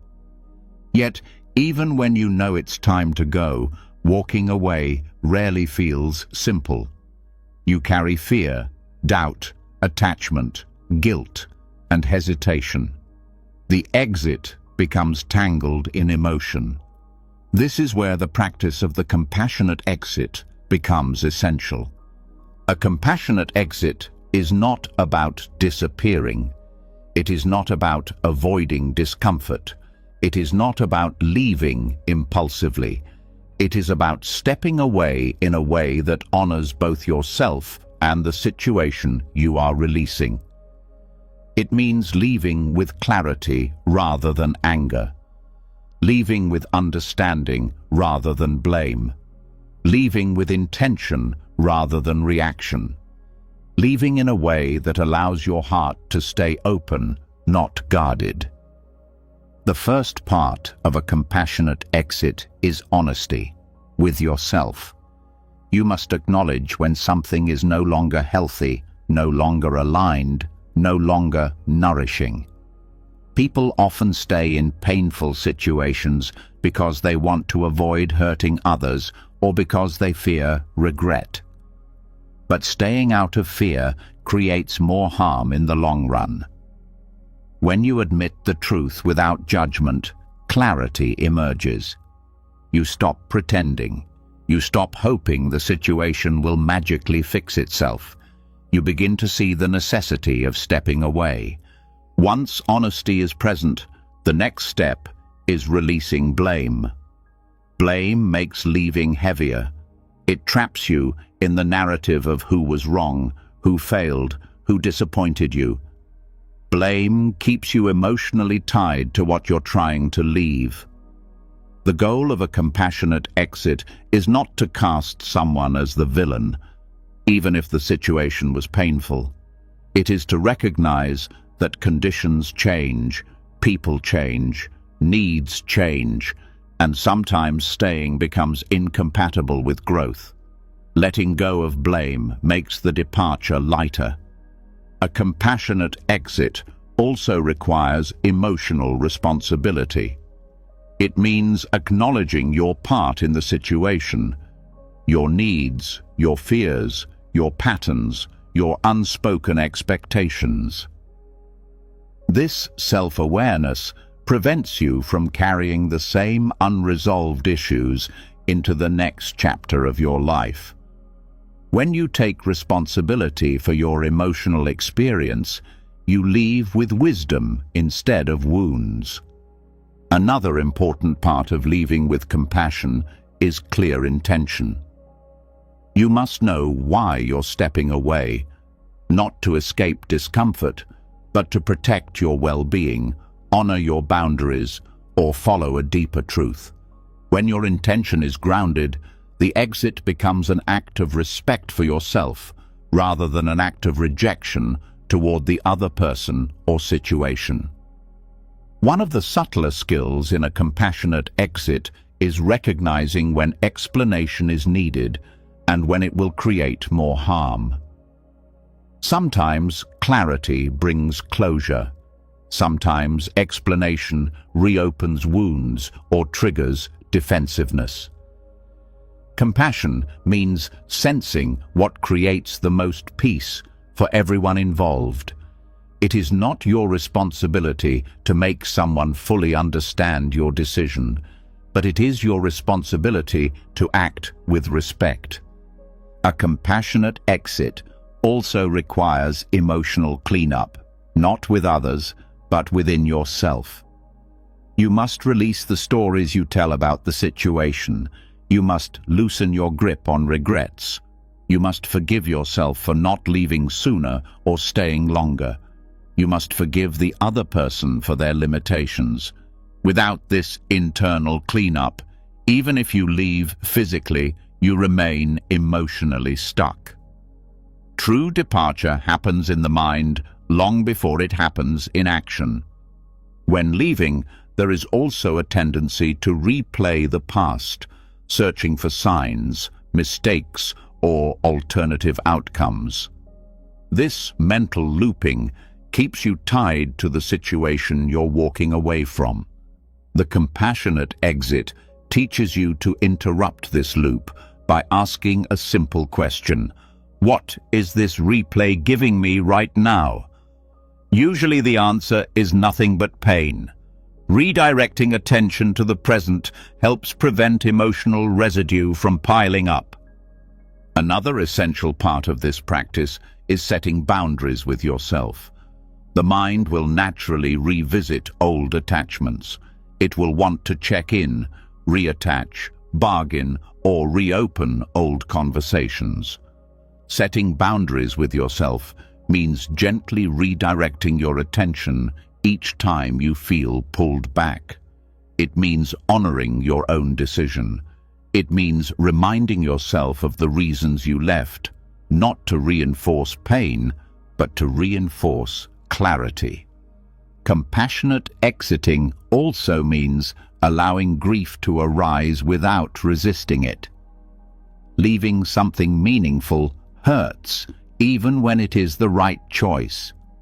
A compassionate exit does not bypass grief. It respects it. Grief shows the depth of your connection. It reveals the care you had. It honors what was shared. When you let yourself feel the grief fully, it moves through you instead of getting stuck. This prevents bitterness from forming. Another aspect is learning to leave without burning bridges unless necessary. Sometimes distance is needed. Sometimes silence is needed. Sometimes firm boundaries are needed. But burning bridges out of anger creates more emotional residue. A compassionate exit leaves the bridge intact, even if you choose never to cross it again. This keeps your heart clean. Compassionate exiting also means not carrying the identity the situation gave you. If a job made you feel inadequate, you don't take that identity with you. If a relationship made you feel unworthy, you don't let that belief follow you. If a habit made you feel weak, you don't label yourself as weak. Leaving means shedding the identity you built inside that chapter. You step into the next phase without dragging old stories behind you. This practice teaches you that endings can be acts of love. Love for yourself, love for your well-being, love for your growth. A compassionate exit does not mean you didn't care. It means you cared enough to leave in a way that protects dignity. It means you choose peace over chaos. It means you release without revenge. When you leave with compassion, you create emotional space for new experiences. You welcome new relationships without comparing them to the old. You enter new environments without carrying mistrust. You explore new opportunities without the fear that history will repeat itself. You open to life again with a steady heart. In time, compassionate exiting becomes a deep form of wisdom. The ability to walk away without turning cold, to close doors without slamming them, to release without becoming bitter. This wisdom keeps your heart open even through endings. And with this open heart, you are ready to explore the next teaching. The subtle but powerful moment before reaction, the space where true liberation begins. You've just explored how to leave situations with clarity instead of bitterness, and something subtle begins to shift inside you. You start to feel how much freedom comes from choosing your exits wisely, from walking away without poisoning your heart, from releasing without destroying yourself. But now, another layer quietly emerges. The realization that most suffering doesn't come from leaving or staying. It comes from the moments where you react. Those flashes where emotion takes over before awareness has a chance to step in. Those tiny instants where you tense, defend, lash out, shut down, or overthink before you even realize what you're doing. This is where the deepest work happens. You are now ready to explore the most powerful pause in human experience, the moment before reaction. There is a space inside every experience, so small that most people never notice it. A gap between stimulus and response. An opening before emotion becomes behavior. A breath before the mind leaps into old patterns. This gap is where your entire spiritual practice comes alive, because in that gap, you are not your conditioning, you are not your past, you are not your habit, you are not your fear. You are pure awareness, choosing how to meet the moment. Most people live their lives skipping over this space entirely. Life triggers them, and they respond instantly. Someone raises their voice, and irritation surges. Someone criticizes them, and defensiveness rises. Something doesn't go as planned, and frustration appears. A memory surfaces, and sadness returns. A fear enters, and they panic. These reactions feel automatic, but they are not destiny. They are habits. Habits formed through years of repetition. The sacred gap is always there, but old conditioning fills it so quickly that you never see it. The first step in reclaiming this space is recognizing that reaction is not the same as response. Reaction is immediate, unconscious, driven by survival instincts. Response is conscious, chosen, and rooted in awareness. Reactions happen to you. Responses come from you. When you develop awareness of the gap, you gain the ability to respond rather than react. This is the foundation of liberation. This practice begins with slowing down your noticing. When a trigger arises before your mind forms a thought, your body reacts first. A tightening in the chest, a shift in breathing, a quickening of the pulse, a tension in the jaw. These sensations are early indicators that reaction is forming. If you can recognize these micro-signals, you enter the sacred gap. You interrupt the automatic pattern. The reaction loses its authority. The gap becomes wider when you name what is happening. Simply saying internally, reactivity is rising, or tension is here, brings you into awareness. Naming breaks the unconscious chain that leads to automatic behavior. You stop being inside the reaction and begin observing it. Observation itself is a form of freedom. You become the witness rather than the actor swept away by emotion. Another powerful aspect of the sacred gap is the breath. The breath always exposes your state before your mind does. When you feel your breath becoming shallow or irregular, that is the doorway. Instead of tightening into reaction, soften into awareness. Don't force the breath to behave. Simply notice it. This noticing pulls you out of unconsciousness. The reaction begins to lose momentum because it no longer has your full identification. Understanding this gap also means accepting that reaction is not the enemy. Reaction is simply old conditioning playing itself out. It is your nervous system trying to protect you based on outdated patterns. Instead of attacking yourself for having reactions, meet them with curiosity. Curiosity widens the gap even more. It turns reactive energy into information rather than threat. This is how you stop fighting yourself and begin learning from your inner patterns. The sacred gap also teaches humility. You realize how quickly the mind wants to take control. You see how fast the ego wants to defend itself. You see how old wounds try to guide your behavior. This humility softens you. It reminds you that reaction is part of being human, and noticing it is part of growing. Humility allows the gap to stay open long enough for wisdom to enter. Another important part of this practice is recognizing that reaction always wants urgency. Reaction creates pressure. Respond now. Punish. Withdraw. Protect. Prove. Control.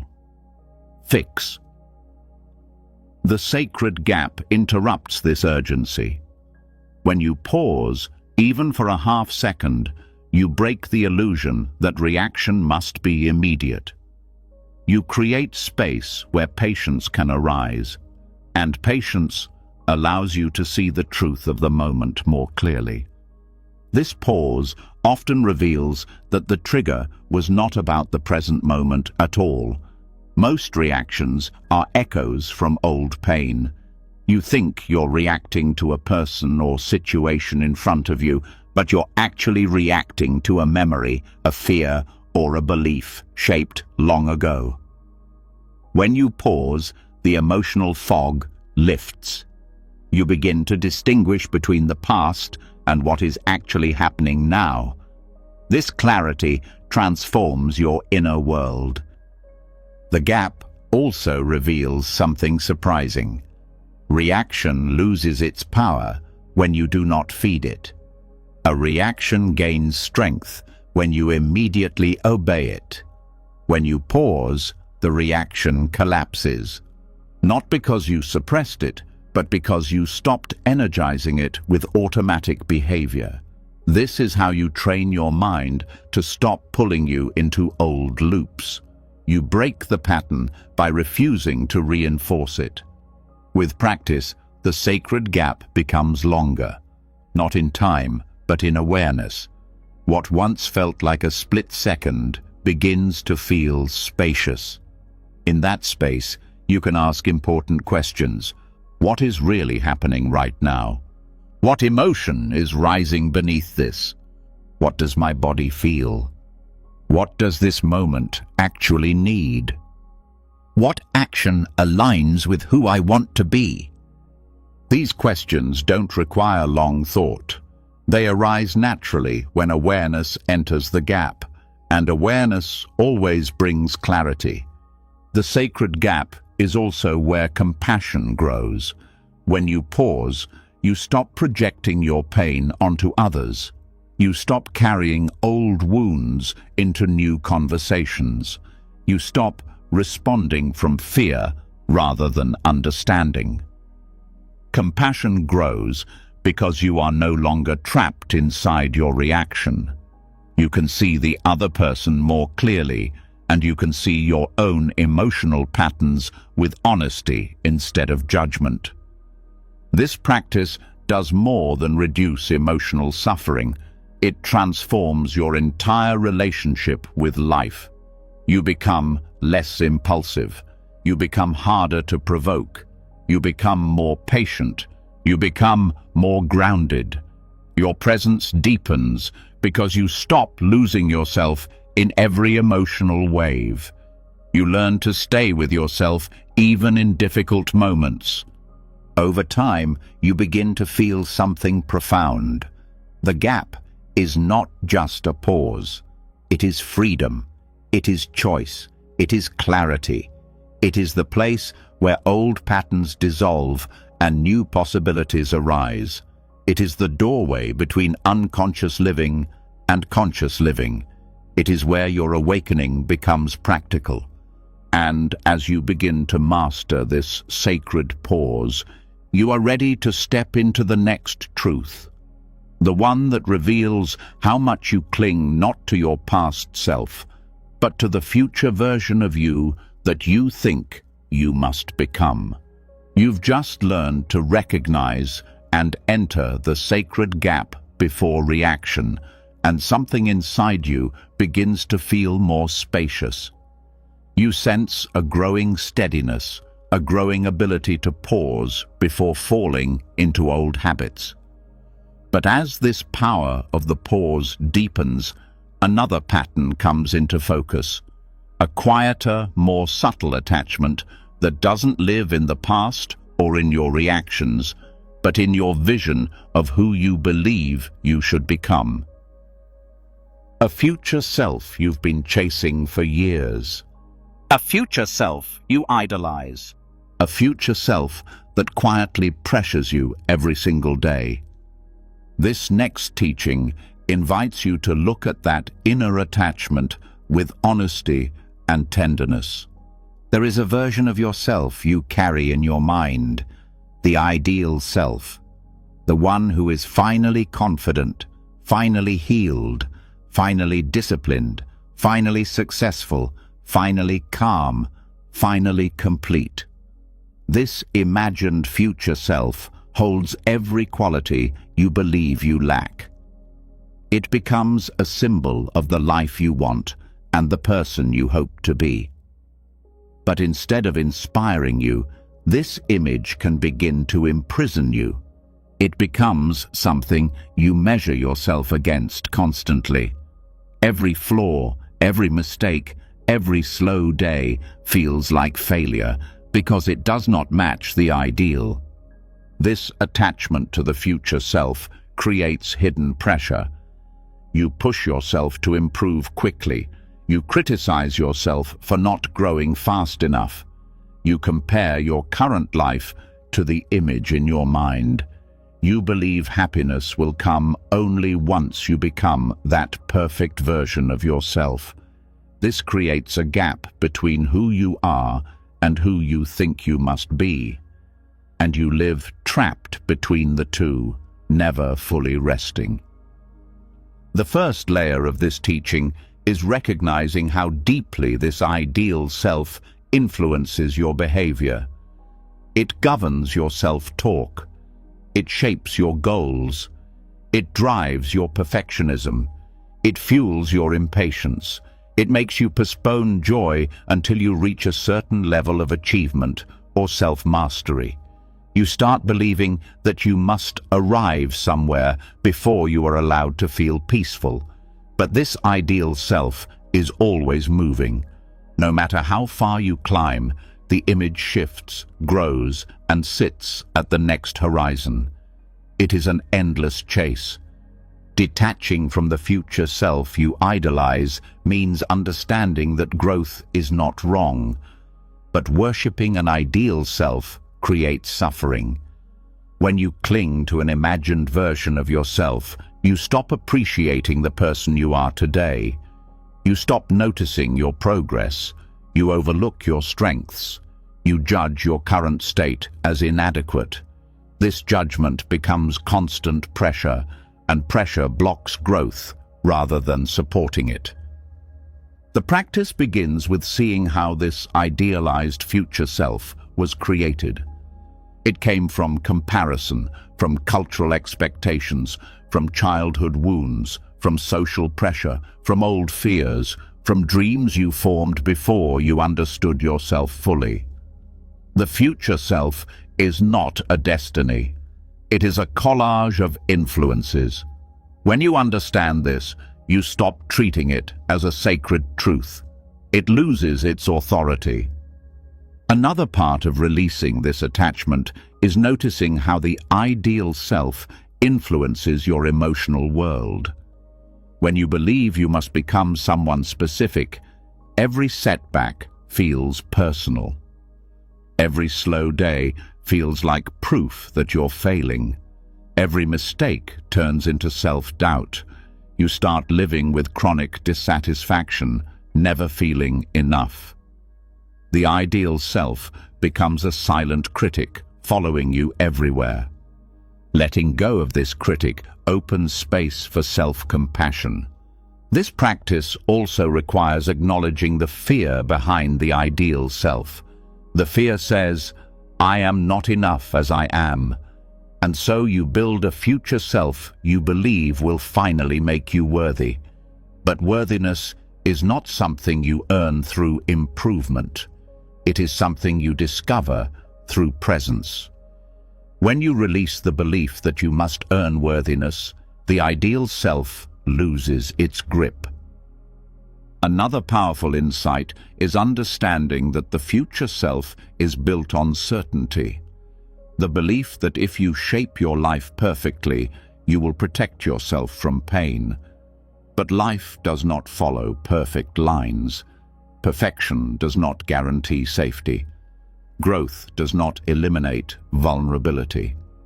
When you realize that the ideal self cannot save you from the realities of being human, you stop using it as a shield.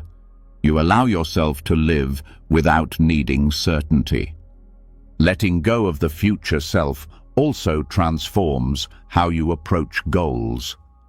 Instead of striving from inadequacy, you begin to grow from sufficiency. Instead of chasing improvement out of fear, you explore growth out of curiosity. Instead of pushing yourself harshly, you support yourself gently. This creates sustainable growth because you are no longer fighting yourself. You are walking with yourself. Another layer of this practice is recognizing the subtle ways the ideal self keeps you disconnected from the present moment. When you're focused on becoming someone else, you miss the life happening right now.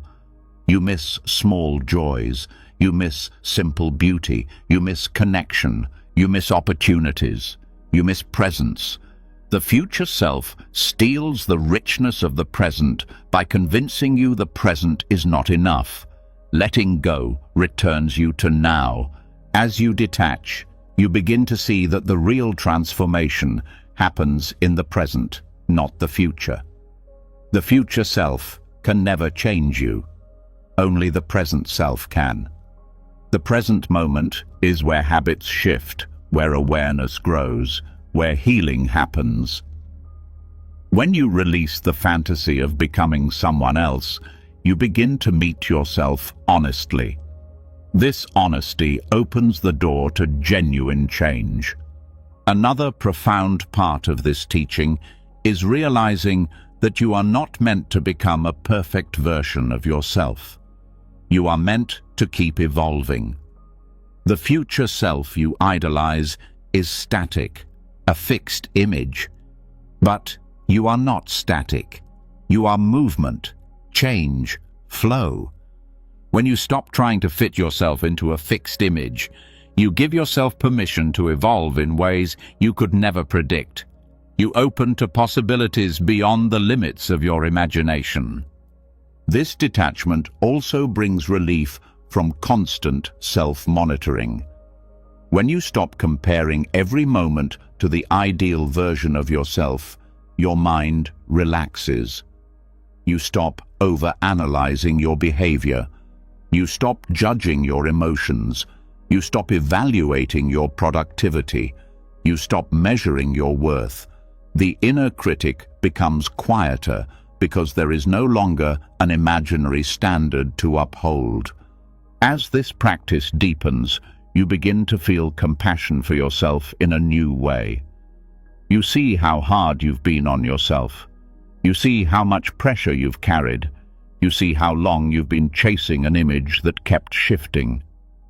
Compassion softens the inner landscape. It creates space for real growth. It brings peace to the parts of you that felt they had to earn love. In time, the future self becomes lighter. It stops being a ruler and becomes a possibility. You can still dream. You can still set goals. You can still hope for growth. But you no longer attach your worth to those dreams. You no longer punish yourself for not matching an ideal. You no longer postpone peace. Growth becomes an expression of your inner freedom, not a requirement for it. And as this pressure dissolves, your attention naturally turns toward another form of clinging. The attachment to closure, the need for every story to make sense before you can rest. This is where your next step begins. You've just loosened your grip on the idealized future self, and something inside you gently exhales. The pressure to become someone perfect softens, and a quiet acceptance begins to settle in. But as this pressure dissolves, another truth appears. Life contains many chapters that do not resolve cleanly, conversations that never end properly, relationships without closure, answers you never receive, chances you never took, feelings that never got expressed. And a part of you still longs to fix these unfinished threads, to tie them neatly, to make everything make sense. This is where the next teaching unfolds, learning to stop resisting what remains incomplete. Life is full of unfinished cycles. Some moments simply end before you are ready. People leave suddenly. Opportunities dissolve. Circumstances shift. Emotions fade without explanation. Stories stop mid-sentence. The human mind is uncomfortable with this. It wants the world to feel tidy, coherent, resolved. It wants answers, explanations, and clear narratives. It wants to close every door so it can feel safe. But life is not built around the mind's desire for resolution. Life moves by its own rhythm, not in perfect arcs. Some stories end quietly. Some end abruptly. Some never end at all. They simply fade. The suffering comes not from the unfinishedness itself, but from the resistance to its lack of completion.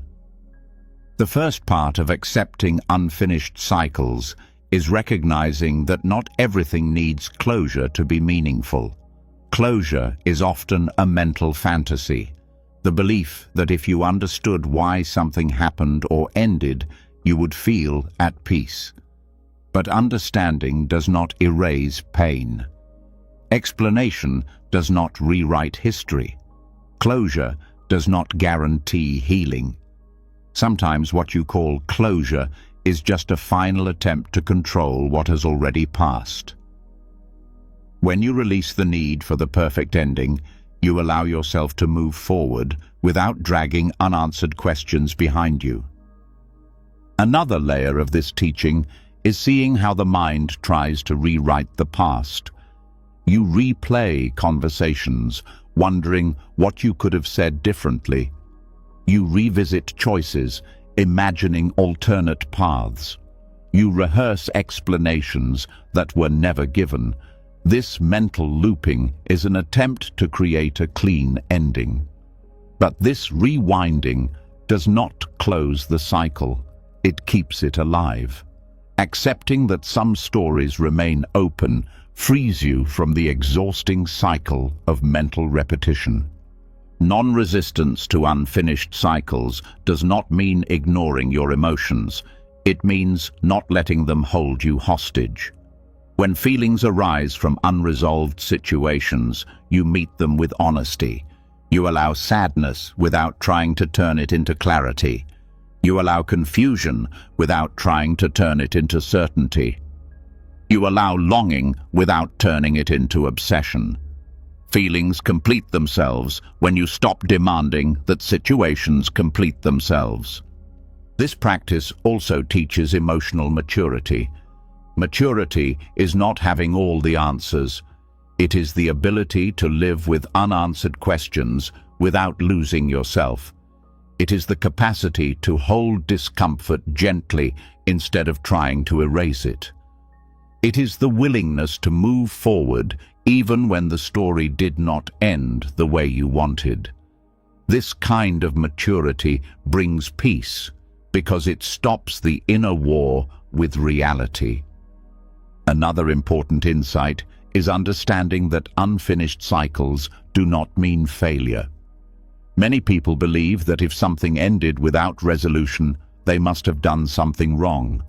But life ends chapters for reasons you may never fully know. People leave because of their own timing, wounds, and growth. Opportunities dissolve because their purpose was already fulfilled. Change happens because it must. Releasing the belief that every ending must make sense removes the burden of self-blame. Non-resistance also invites you to see beauty in the incomplete. Some experiences shape you not by finishing, but by remaining open. Some lessons stay with you because they never found clean closure. Some people remain important because the story wasn't meant to be concluded. Incomplete moments can carry as much meaning as complete ones, sometimes more. This practice frees you from chasing what no longer exists. When you stop demanding closure from situations that cannot provide it, you reclaim your energy. You stop seeking answers from people who cannot give them. You stop waiting for apologies that may never come. You stop holding on to stories that have already ended. This release creates emotional space for new experiences to enter. Another powerful part of this teaching is learning to recognize when your need for closure is a form of resistance to change. Sometimes the desire for resolution is really a desire to keep the past alive. You believe that if you could just fix the story, you wouldn't have to let go of it. But clinging to unfinished cycles keeps you tied to the past. Letting them remain unfinished is what allows you to step into the present. A practical aspect of non-resistance is grounding yourself in the present moment. When the mind begins to search for closure, you gently redirect your attention to what is happening now. You focus on your breath. You feel your body. You notice your surroundings. You anchor yourself. This keeps you from spiraling into the mental loops that cling to old narratives. Another dimension to this practice is compassion for yourself and others. When you accept unfinished cycles, you stop demanding perfect behavior from yourself. You stop demanding perfect communication from others. You stop expecting life to move according to clean emotional timelines. This compassion softens your expectations and reduces suffering. Non-resistance to unfinished cycles also teaches surrender. Surrender is not giving up. It is allowing life to move without your constant supervision. It is acknowledging that not everything can be controlled, shaped, or finalized. It is trusting that even open-ended stories have value. Surrender makes space for inner peace, because peace comes not from having everything complete, but from allowing things to remain unfinished without fighting them. As you grow into this practice, the fear of loose threads begins to fade. You realize that life is not meant to be symmetrical. You realize that not every question needs an answer. You realize that not every ending needs a conclusion. You realize that clarity often comes later, when you are no longer seeking it. You realize that some understanding arrives only after you stop chasing it. Over time, you become someone who can honor the incomplete without collapsing into frustration. You become someone who can walk away gracefully from unresolved stories. You become someone who trusts the flow of life more than the desire for resolution. This trust brings you into deeper harmony with what is, not what should have been. And as this acceptance settles into your heart, you grow ready to face another subtle form of clinging, the quiet hunger for emotional validation, the longing for others to soothe wounds that can only be healed from within. You've just opened yourself to the truth that not every story receives a perfect ending. Something in you loosens when you stop forcing closure, when you stop chasing the answers that will never arrive, when you finally allow life to be unfinished. But as this surrender deepens, another pattern quietly rises from beneath the surface, a softer, more subtle attachment.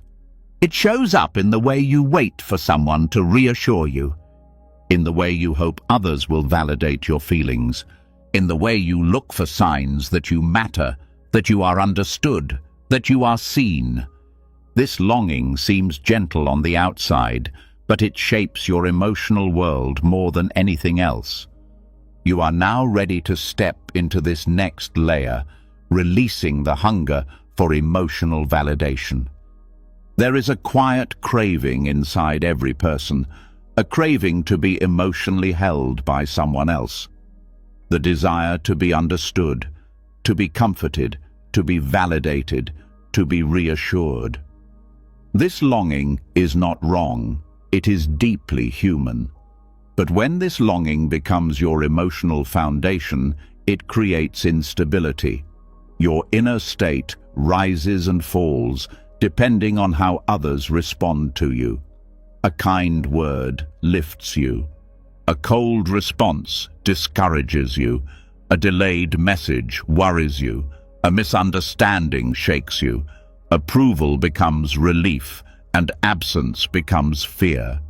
The first step in releasing this hunger is recognizing that emotional validation is not the same as emotional support.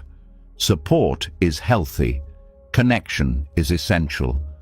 But when you depend on others to stabilize your inner world, you lose your grounding. You hand over your peace. You hand over your worth. You hand over your emotional security. This dependency creates constant anxiety because you cannot control how others behave. This hunger often forms early in life. Many people grew up needing reassurance to feel safe, needing approval to feel loved, needing praise to feel worthy. These patterns continue into adulthood without being questioned. You may think you're seeking connection, but you're actually seeking permission to feel okay. This unconscious pattern becomes a quiet obsession. Every interaction becomes a test. Every silence becomes a threat. Every disagreement becomes proof of rejection. Breaking this cycle requires awareness, compassion, and truth. A powerful part of this practice is noticing the subtle ways you seek emotional validation. You may word things carefully to avoid disapproval. You may soften your truth to keep peace. You may over-explain your feelings, hoping someone will understand and reassure you. You may replay conversations in your mind to check how you were perceived. You may feel uneasy until someone confirms you are valued. These behaviors are signs that your emotional state is tied to external responses. Releasing this hunger does not mean becoming emotionally cold or detached. It means learning to hold your feelings without needing someone else to make them acceptable. When you validate your own emotions, you reclaim your power. You learn to feel sadness without asking someone to make it okay. You learn to feel fear without needing reassurance. You learn to feel joy without needing permission. Self-validation is the foundation of emotional independence. Another essential part of this practice is understanding that others cannot consistently meet your emotional needs, not because they do not care, but because they are dealing with their own inner worlds. People are distracted, overwhelmed, busy, or emotionally unavailable at times. When you rely on them for stability, you set yourself up for disappointment. When you rely on yourself, you create a dependable foundation that does not shift with others' moods or availability. This practice also teaches you to stop making emotional interpretations. When someone doesn't respond with the warmth you hoped for, you interpret it as rejection. When someone is distant, you believe it means they don't care. These stories reinforce your craving. Detaching from these interpretations brings clarity. You begin to understand that people's reactions are often about their own state, not your worth. This insight weakens the craving for reassurance. Releasing the hunger for emotional validation requires learning to soothe yourself. When discomfort arises, you pause instead of seeking someone to fix it. You ground yourself. You breathe deeply. You name what you feel. You accept your emotions without judgment. This inner soothing becomes your emotional anchor. You stop relying on others to calm your storms, and your storms become less intense because you meet them with presence. Another part of this practice is removing the pressure of emotional reciprocity. When you open your heart to someone, you may expect them to respond with equal vulnerability or affection. When they don't, you feel hurt. This hurt comes from expectation, not from reality. Emotional reciprocity is not guaranteed. People express themselves differently. When you release the demand for mirrored emotional energy, your relationships become healthier. You give without contracting. You receive without interpreting. You love without bargaining. Releasing this hunger also reveals how deeply you have tied your identity to how others feel about you. When someone withdraws affection, you question your worth. When someone misunderstands you, you question your clarity. When someone disapproves, you question your decisions. When you detach from this pattern, your identity becomes rooted inside you rather than in external reactions. You stop measuring yourself through others' eyes. A profound shift occurs when you stop chasing reassurance. You begin to trust your own perceptions. You begin to trust your own choices. You begin to trust your inner voice. This trust does not come from arrogance. It comes from presence. When you are deeply connected to yourself, you do not need constant external confirmation. You know what you feel. You know what you need. You know what is real for you. Another layer of this practice is understanding the difference between connection and emotional dependency. Connection enriches your life. Dependency drains it. Connection allows you to grow. Dependency traps you. Connection is free. Dependency is conditional. When you build relationships from emotional sufficiency rather than emotional hunger, you attract healthier dynamics. Your presence becomes calmer because it is not fueled by need. This practice also reveals which relationships were based on dependency rather than mutual respect. When you stop seeking constant validation, some connections weaken. The people who relied on your neediness for control or emotional significance may withdraw. This is not a loss, it is clarity. True connections deepen when neediness is replaced with authenticity. Self-validation also transforms conflict. When you no longer crave emotional reassurance, you stop collapsing into defensiveness or overreaction. You can hear criticism without crumbling. You can communicate honestly without fear. You can disagree without losing your sense of worth. This stability creates healthier communication and deeper maturity. One of the most beautiful outcomes of this practice is that your love becomes cleaner. When you don't need people to validate you, you allow them to be themselves. You love without pressure. You listen without needing anything back. You give without fear of rejection. Your affection becomes a gift, not a plea. This kind of love is rare, strong, and deeply healing for you and for others. Over time, the hunger for emotional validation becomes weaker.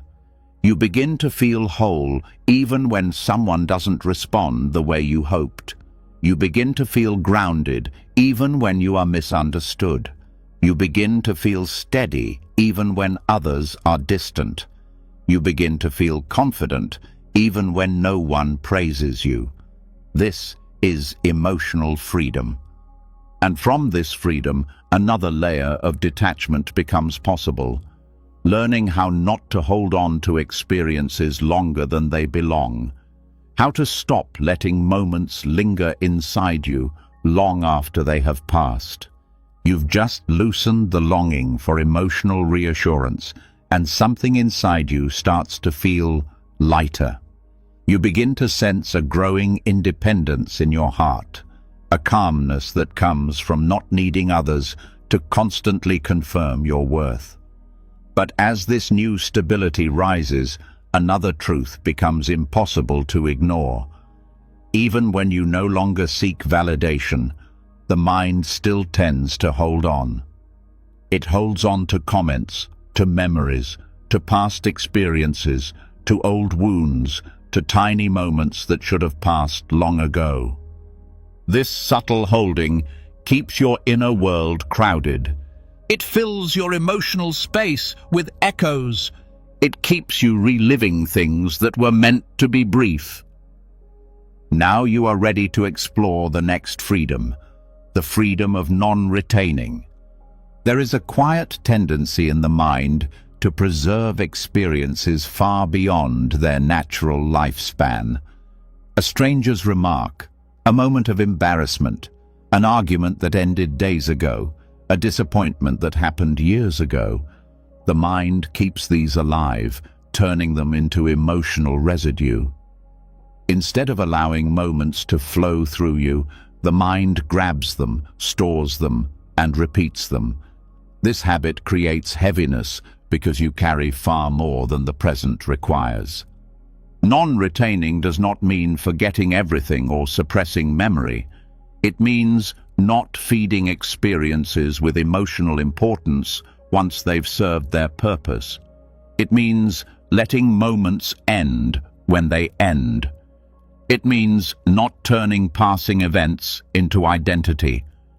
When you stop retaining every emotional impression, your inner world becomes spacious, calm, and resilient. The first step in practicing non-retaining is noticing how quickly the mind forms attachments to experiences.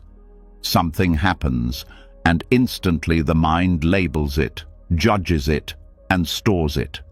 A compliment becomes a story about your worth. A criticism becomes a story about your flaws. A small mistake becomes a story about your identity. These stories do not represent reality. They represent the mind's habit of turning moments into meaning. To detach from this habit, you start by seeing experiences as events rather than reflections of the self. Someone's words are just words. A feeling is just a feeling. A situation is just a situation. None of these are permanent. None of these define you. None of these deserve to be carried as emotional weight. When you stop interpreting experiences as personal commentary on your worth, retention weakens. Non-retaining also requires understanding how long certain experiences should stay. Some moments need your attention briefly, to learn from, to understand, to process. But after that, they lose their usefulness. Yet the mind continues to revisit them, turning memory into suffering. Practicing non-retaining means recognizing the natural expiration point of an experience. Once it has taught you what it can teach, you let it dissolve. A powerful part of this practice is learning to feel without storing. When a strong emotion arises, you allow it fully. You feel sadness, anger, joy, fear, or disappointment with openness. But when the emotion finishes its natural cycle, you do not hold on to it through thought. You do not replay the moment. You do not analyze it endlessly. You do not weave it into identity. The emotion completes itself and becomes empty. This ability to feel deeply without retaining is a sign of emotional maturity. Non-retaining also teaches you to stop rehearsing the past. Rehearsal is one of the primary ways the mind keeps experiences alive. You replay scenes, predict how they could have gone differently, search for hidden meaning, or punish yourself for past decisions. This rehearsal does not protect you. It traps you. When you notice yourself looping mentally, you gently return to presence. You interrupt the habit by asking, "Does this need to stay?" Often, the answer is no. Another layer of this practice involves letting go of both positive and negative retention. People often cling to pleasant experiences because they fear losing them. They replay praise, nostalgia, or moments of joy as a way to feel secure. But even holding on to positive experiences creates suffering because life keeps moving. When you retain the past, even beautiful moments become barriers to new presence. Non-retaining means appreciating moments fully, but not clinging once they pass. A deep insight arises when you realize that the mind's habit of retaining experiences is connected to the illusion of identity. The mind believes that what happens to you is you, so it collects experiences to reinforce the idea of a solid self. When you practice non-retaining, you loosen the identity built from memories. You begin to see yourself not as the accumulation of what has happened, but as the awareness in which everything happens and disappears.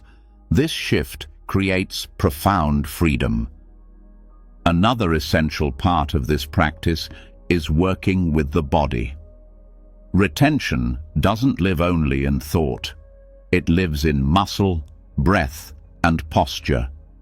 When you hold on to an experience mentally, your body often holds on to it physically. A painful memory tightens the stomach. An argument from years ago tenses the jaw. A disappointment contracts the chest. Non-retaining means noticing when the body continues to hold something long after the moment has passed. When you breathe into that area, soften and release, the memory loses its grip. This practice also transforms your relationships. When you stop retaining emotional impressions, you no longer build resentment. You don't keep score. You don't punish people for old mistakes.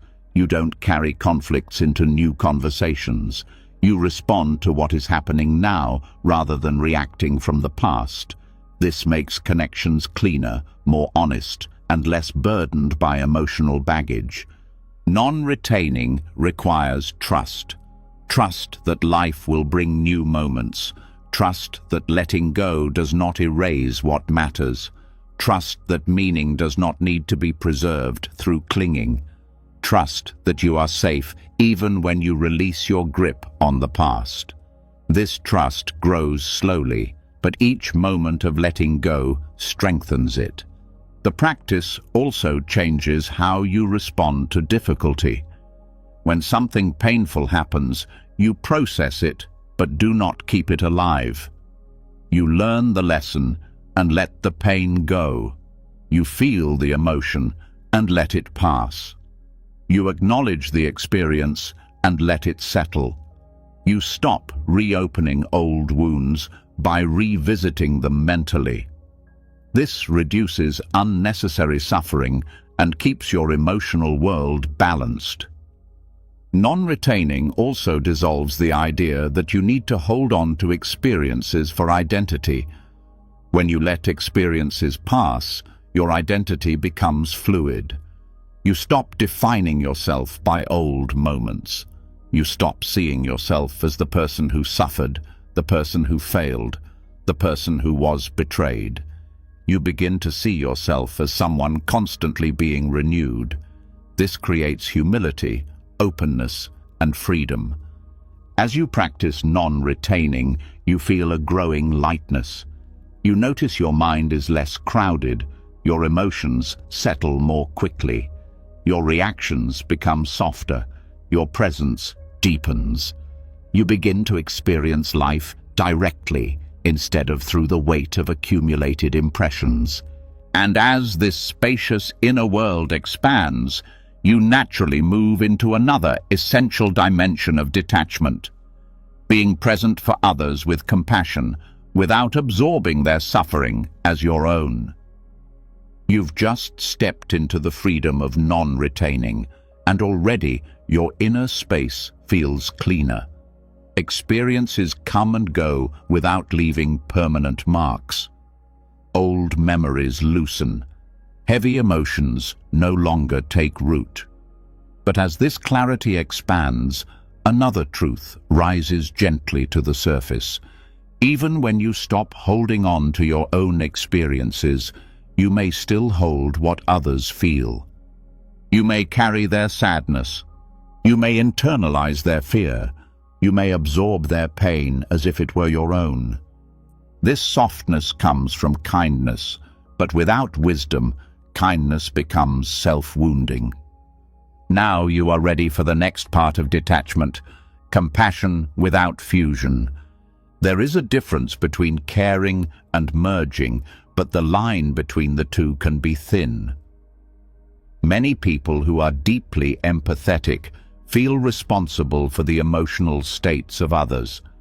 They believe that to show love, they must absorb someone's suffering. They take on others' sadness, stress, and anxiety, hoping that carrying the weight will help lighten it. But emotional fusion does not heal. It only doubles the suffering, for you and for them. The first step in compassion without fusion is recognizing that empathy is not the same as ownership. Empathy means you can feel what someone else is going through. Fusion means you internalize it as your own emotional truth. This fusion often comes from old conditioning, from childhood environments where you learn to stay safe by tuning into others' emotions. or from relationships where you were rewarded for putting others' needs above your own. These patterns feel like care, but they are actually self-abandonment. Compassion without fusion teaches you to stay open without collapsing. It means you can listen deeply without taking responsibility for someone else's emotional process. It means you can hold space without carrying their pain inside you. You become a presence, not a container. You become supportive, not absorbing. This is how compassion becomes sustainable. A powerful aspect of this practice is understanding the difference between connection and entanglement. Connection honors the boundaries between two people. Entanglement dissolves them. When you fuse with another person's suffering, you lose clarity. You can no longer see what belongs to you and what belongs to them. This creates confusion and exhausts your emotional energy. Compassion without fusion restores this clarity. To develop this practice, begin by noticing your body. When someone shares their pain, your body often responds before the mind. Your chest tightens, your breath shortens, your shoulders rise. This physical response is your nervous system trying to match the other person's emotional energy. By observing these sensations early, you can prevent emotional fusion before it happens. Compassion without fusion requires grounding. Grounding means staying anchored in your own inner space, even when someone else is emotional. You feel your feet, your breath, your body. You maintain awareness of your own emotional state. This grounding creates a boundary that is not rigid but porous. You can feel what others feel, but you are not consumed by it. Another essential part of this teaching is understanding responsibility. You are responsible for showing kindness, presence, and support. You are not responsible for fixing someone's emotions, carrying their burdens, or healing their wounds. The belief that you must solve someone else's emotional pain is a hidden form of attachment.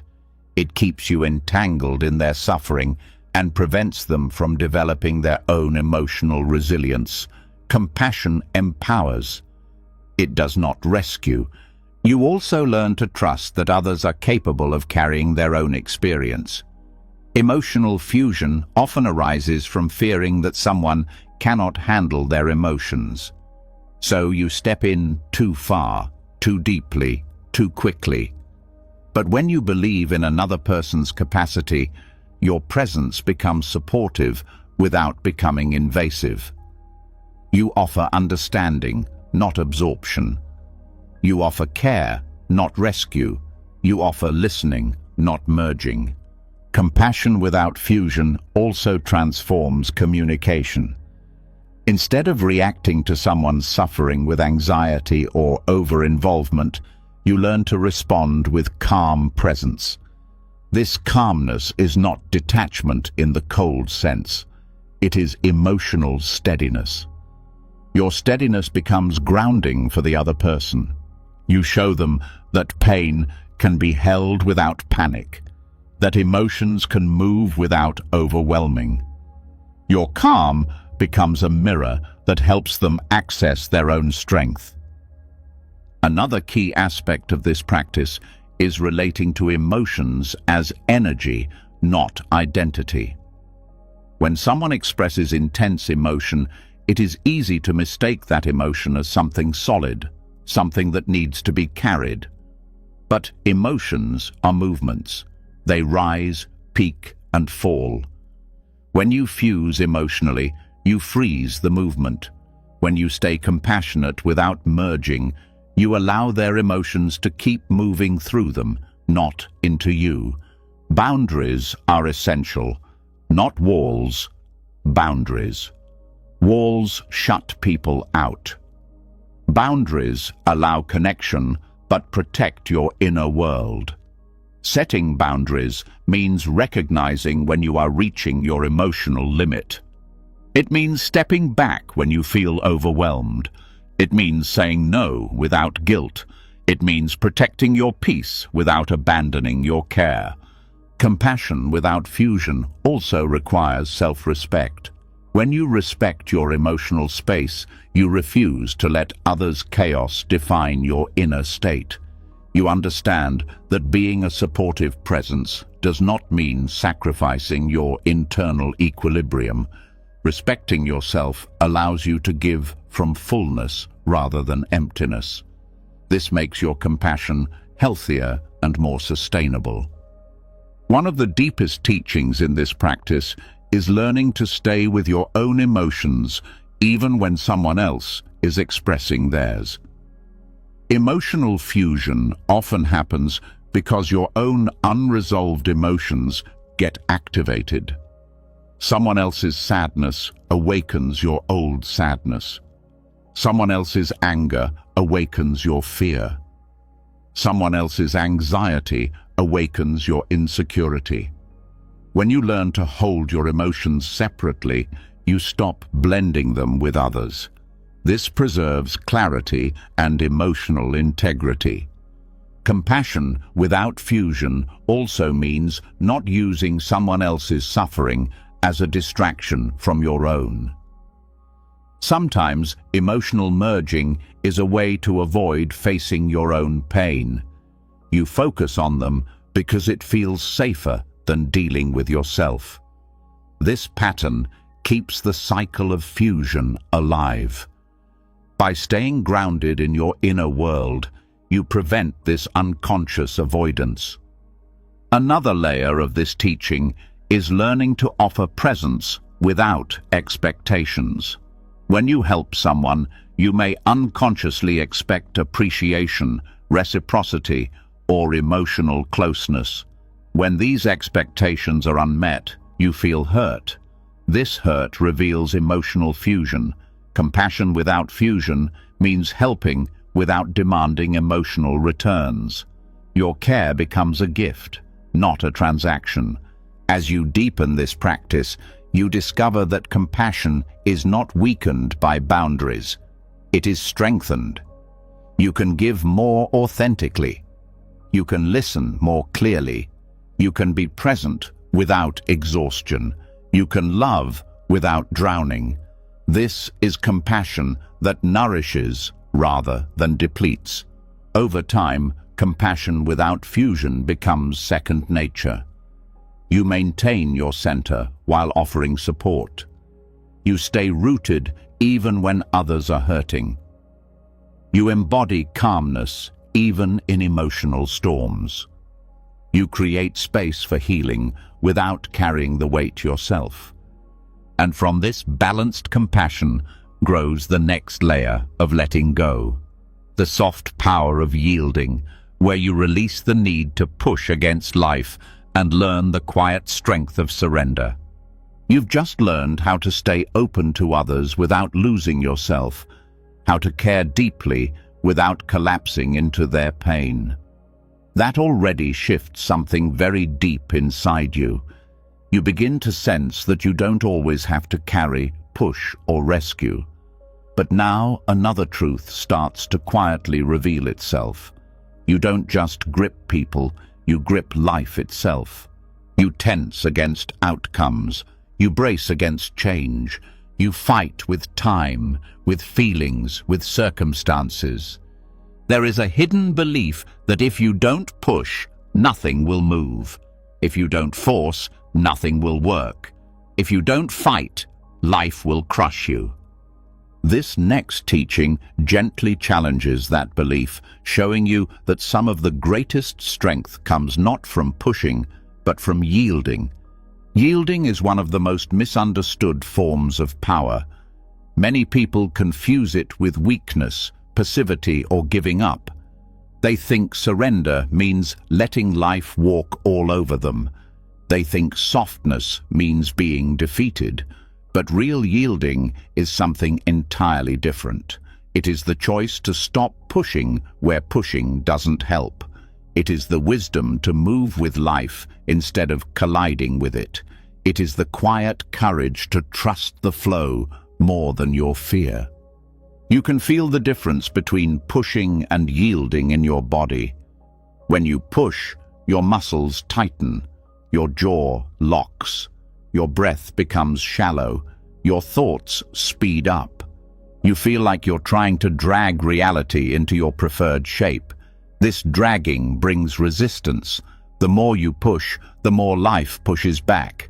Your plans fall apart. People don't follow your script. Outcomes don't match your expectations. Exhaustion grows, not because life is attacking you, but because you are constantly leaning against what is. Yielding feels completely different. When you yield, your body softens, your breath deepens, your mind becomes more spacious. You stop trying to bend reality and instead start listening to it. You still act, you still choose, you still move forward, but your actions come from alignment rather than tension. You aren't working against life, you're working with it.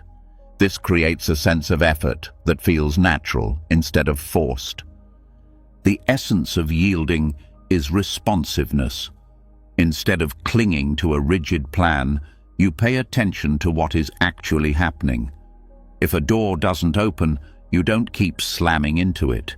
You step back, observe, and look for another door. If someone clearly shows you their limits, you don't keep forcing the connection to fit your fantasy. You adjust, accept, and relate to who they are instead of who you wish they were.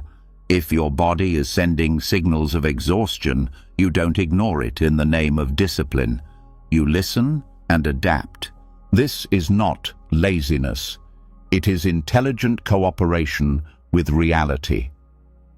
In Taoist and Buddhist wisdom, this is called acting without strain, effort that comes from harmony, not from inner conflict. It means you still work, you still practice, you still grow, but your energy is not wasted resisting what cannot be changed. You reserve your strength for what can shift, what can be influenced, what is ready to move. Yielding also exposes how often your suffering comes not from the event itself, but from your insistence that it be different.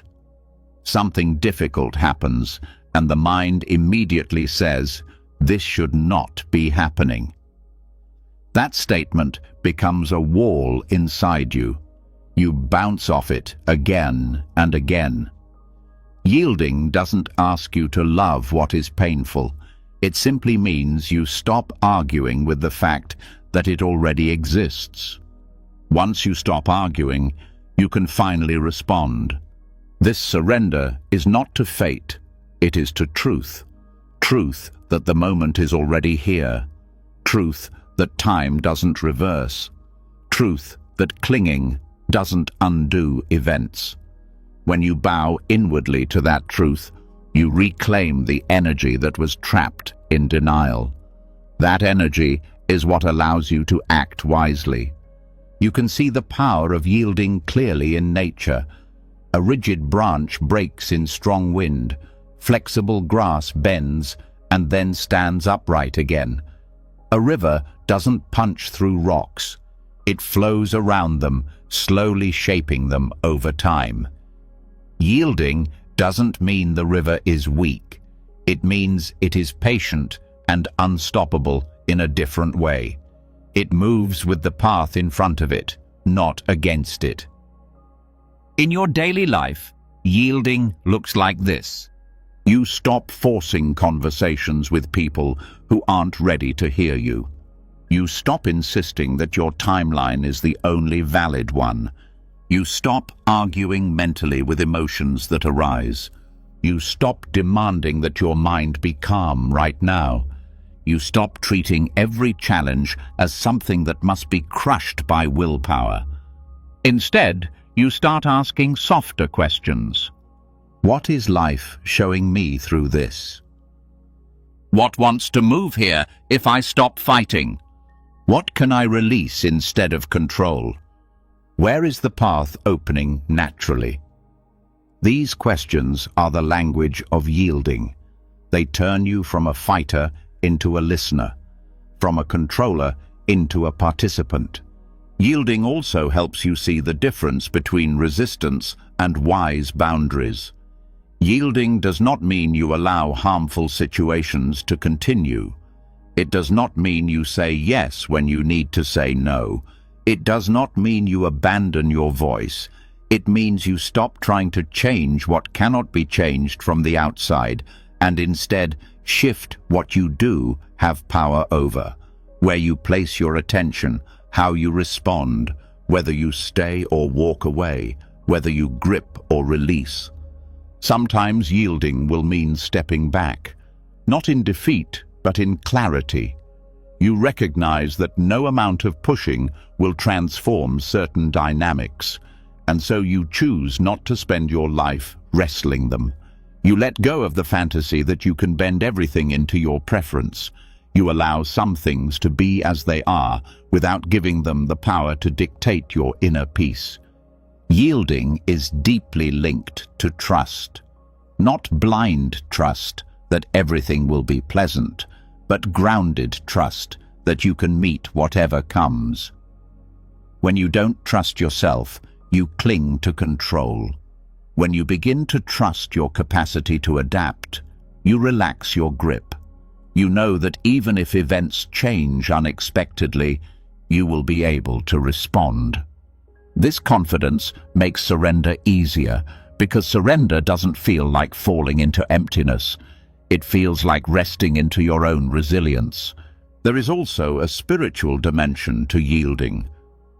When you stop trying to manage every detail of your life, you become available to a kind of guidance that cannot be accessed when you are tense.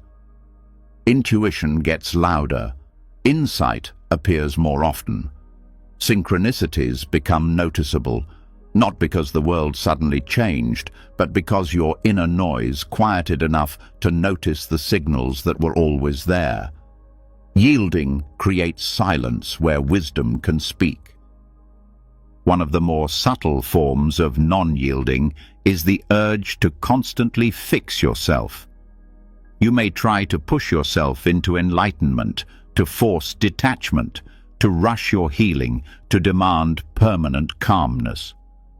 This creates an internal war. One part of you policing the other. Yielding here means letting your growth unfold at its own pace. You still practice, but you stop punishing yourself for not transforming instantly. You let understanding sink in, layer by layer, like water soaking into soil. Yielding also changes how you deal with failure. When you push, failure feels like a personal insult, a verdict, a wall. When you yield, failure becomes feedback. You readjust rather than collapse. You see what conditions were missing instead of attacking your character. You learn to bend around disappointment, not shatter under it. Another area where yielding is powerful is in conversations and conflict. When you push, you try to win, to convince, to force agreement. This creates tension and defensiveness. When you yield, you still speak honestly, but you release the demand that others must see things your way. You listen as much as you talk. You allow differences to exist without needing to erase them. Paradoxically, this softening often brings more understanding than force ever could. Yielding doesn't remove all pain from life. Things will still end. People will still leave. Plans will still fail. Emotions will still rise. But when you stop pushing against these waves and start moving with them, suffering decreases. Pain may still visit, but it doesn't become a permanent resident. You are no longer torn between what is and what should be in every moment. that inner split starts to heal. Over time, yielding becomes less of a technique and more of a posture you live from. You act when action is needed, rest when rest is needed, speak when speaking is right, stay silent when silence is wiser. You start feeling which situations call for effort and which call for release. You begin to sense the rhythm of life, and you let that rhythm guide you instead of constantly trying to override it. From this softer, wiser way of moving through the world, another possibility opens up. The courage to drop your need to defend yourself, to stop proving, explaining, and justifying who you are. Because once you stop pushing against life, the next step is learning how to stop pushing against yourself. You've just stepped into the soft power of yielding, learning how to stop pushing against life and instead move with its natural flow. That alone creates a deep internal shift, a loosening of the inner fists that once clenched around control. But as you soften into life, you begin to notice another kind of tension that still lives inside you. A tension that doesn't show up in your muscles or your breath, but in the way you respond when someone questions you, misunderstands you, doubts you, or criticizes you. A subtle tightening of identity, a quick rise of explanation, a sudden urge to protect your image. This reflex reveals one of the deepest attachments of all, the need to defend yourself. Now, you are ready for the teaching that dissolves this reflex from its roots. There is a moment, small and sharp, when someone says something that hits your ego. It could be a simple misunderstanding or a harsh judgment. It could be a suggestion that makes you feel inadequate or a tone that makes you feel dismissed. In that moment, something inside you activates. A voice rises quickly, insisting, "You have to explain yourself. You have to correct them. You have to prove you're right. You have to protect how they see you." This is the impulse of defensiveness, a deeply conditioned response that arises not from truth, but from fear. Defensiveness comes from the belief that your worth is fragile, that if someone misunderstands you, you lose value, that if someone criticizes you, you are diminished, that if someone disapproves, you are unsafe. This belief forces you into constant self-justifying. You polish your image, you over-explain your motives, you replay conversations trying to sound perfect, you correct small misunderstandings even when they don't matter. You defend your choices endlessly. This creates exhaustion because you are constantly performing a version of yourself for others to accept. The quiet courage of non-defensiveness begins with recognizing that you do not need to protect what is true. Truth is stable. Truth does not require debate. Truth does not collapse under misunderstanding. When you know yourself clearly, you no longer panic when others don't. You stop trying to control how you are perceived. You release the obsession with being right, understood, admired, or validated. Non-defensiveness does not mean staying silent in the face of harm. It does not mean accepting disrespect. It does not mean letting people walk over you. It means choosing your responses from clarity rather than ego. You speak when needed, but not to protect identity, only to protect integrity. You correct when necessary, but without the desperation that comes from fear. You express yourself honestly, then let go of how others receive it.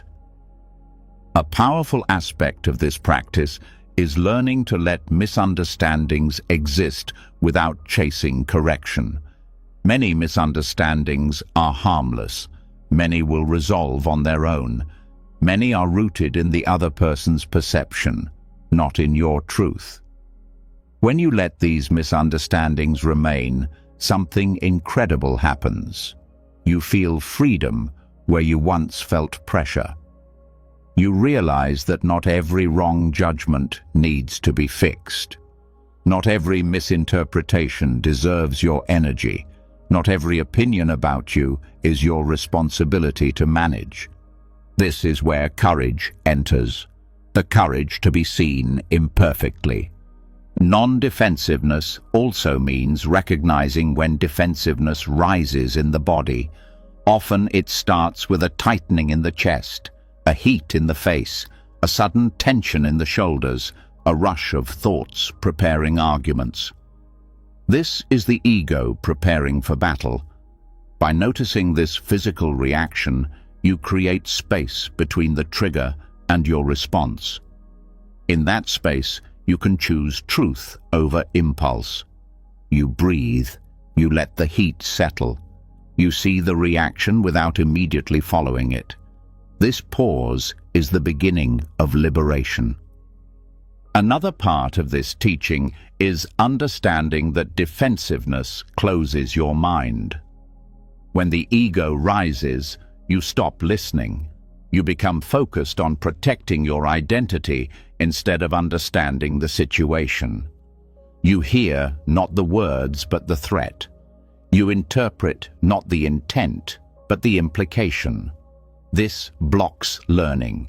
It blocks connection. Non-defensiveness opens your mind again.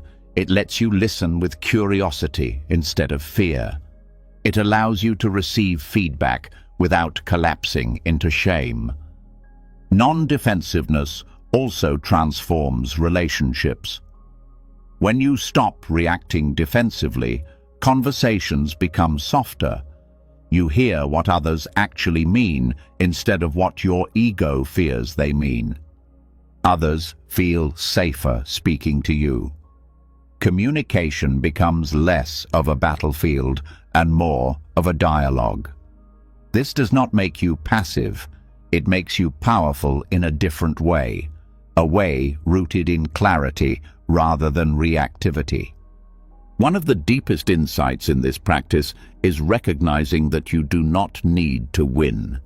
The ego thrives on winning arguments, winning approval, winning debates. But most arguments are not about truth. They are about identity. When you release the need to be right, you gain something far more valuable: peace. You begin to ask yourself, is this worth my energy? Is this worth my inner stability? Most of the time, the answer is no. Non-defensiveness also creates emotional independence. Your sense of self no longer rises and falls based on what others say. Their opinions lose their emotional weight. Praise feels pleasant, but not defining. Criticism feels informative, but not devastating. Disagreement feels normal rather than threatening. The less you defend yourself, the stronger you feel, because strength is no longer tied to approval. This way of being also reveals a hidden truth. You cannot control how others see you, no matter how hard you try. People filter the world through their own wounds, fears, biases, and history. You could be perfect in your words, flawless in your behavior, and still someone will misunderstand you. Accepting this brings tremendous peace. You stop fighting battles you cannot win. You stop wasting life trying to control perceptions that were never yours to shape. Practicing non-defensiveness also builds self-trust. When you stop explaining yourself to maintain approval, you begin validating your own intentions. You begin standing firmly in your truth. You begin trusting your inner voice. You begin feeling rooted even in conflict. This inner rooting is the opposite of ego. It is presence. It is grounded confidence. It is knowing who you are without needing others to confirm it. As this practice deepens, you learn the rare skill of responding without ego. You speak softly even when you feel challenged. You stand your ground without hostility. You withdraw from conflict without guilt. You express your needs without apology. Your clarity becomes your armor. Your calmness becomes your strength. Your non-defensiveness becomes your protection. Not because you fight, but because you no longer give the ego what it wants. And as this inner quietness grows, another layer of clinging becomes visible. The attachment to certainty. The need to always know what will happen next. The desire to secure the future before it arrives. Now you are ready to face the mind's oldest addiction, the craving for certainty itself. You've walked through a long and powerful journey, one that has peeled back layer after layer of what keeps the mind tangled, heavy, reactive, and afraid. And now, standing here at the end, you can feel something different within you. You've learned that letting go isn't something you force. It's something that happens when you stop gripping. You've seen how acceptance is not weakness, but deep intelligence, the kind that frees you from unnecessary suffering. You discovered that. You don't have to carry every emotion as yours. You don't have to believe every story your mind tells. You don't have to punish your mind for drifting. You just return gently. You don't have to live chained to expectations. Sincerity is enough. You don't have to wait for a perfect moment. The present is already here. You don't have to force your body into calm. You let it soften. You don't have to fear loss. It uncovers strength. You don't have to finish every story. Some are meant to stay open. You don't have to beg for reassurance. You can soothe yourself. You don't have to retain what hurts. Moments pass when you let them. You don't have to absorb others' pain. Compassion doesn't require self-sacrifice. You don't have to push against life. Yielding has its own power. You don't have to defend your worth. Truth stands without armor. All of this leads to one simple, profound principle. Accept what comes. Release what goes. Because life is not meant to be held. It's meant to be lived, breathed, experienced, moved through. And if this journey opened even one new door inside you, if one sentence softened you, if one insight stayed with you, if one shift helped you breathe more freely, your reflection might be the exact message someone else needs to hear. And if you want more teachings that awaken, soften, and strengthen the mind, make sure you subscribe to the channel and turn on notifications. We're just getting started. Your path of clarity, freedom, and inner peace continues from here.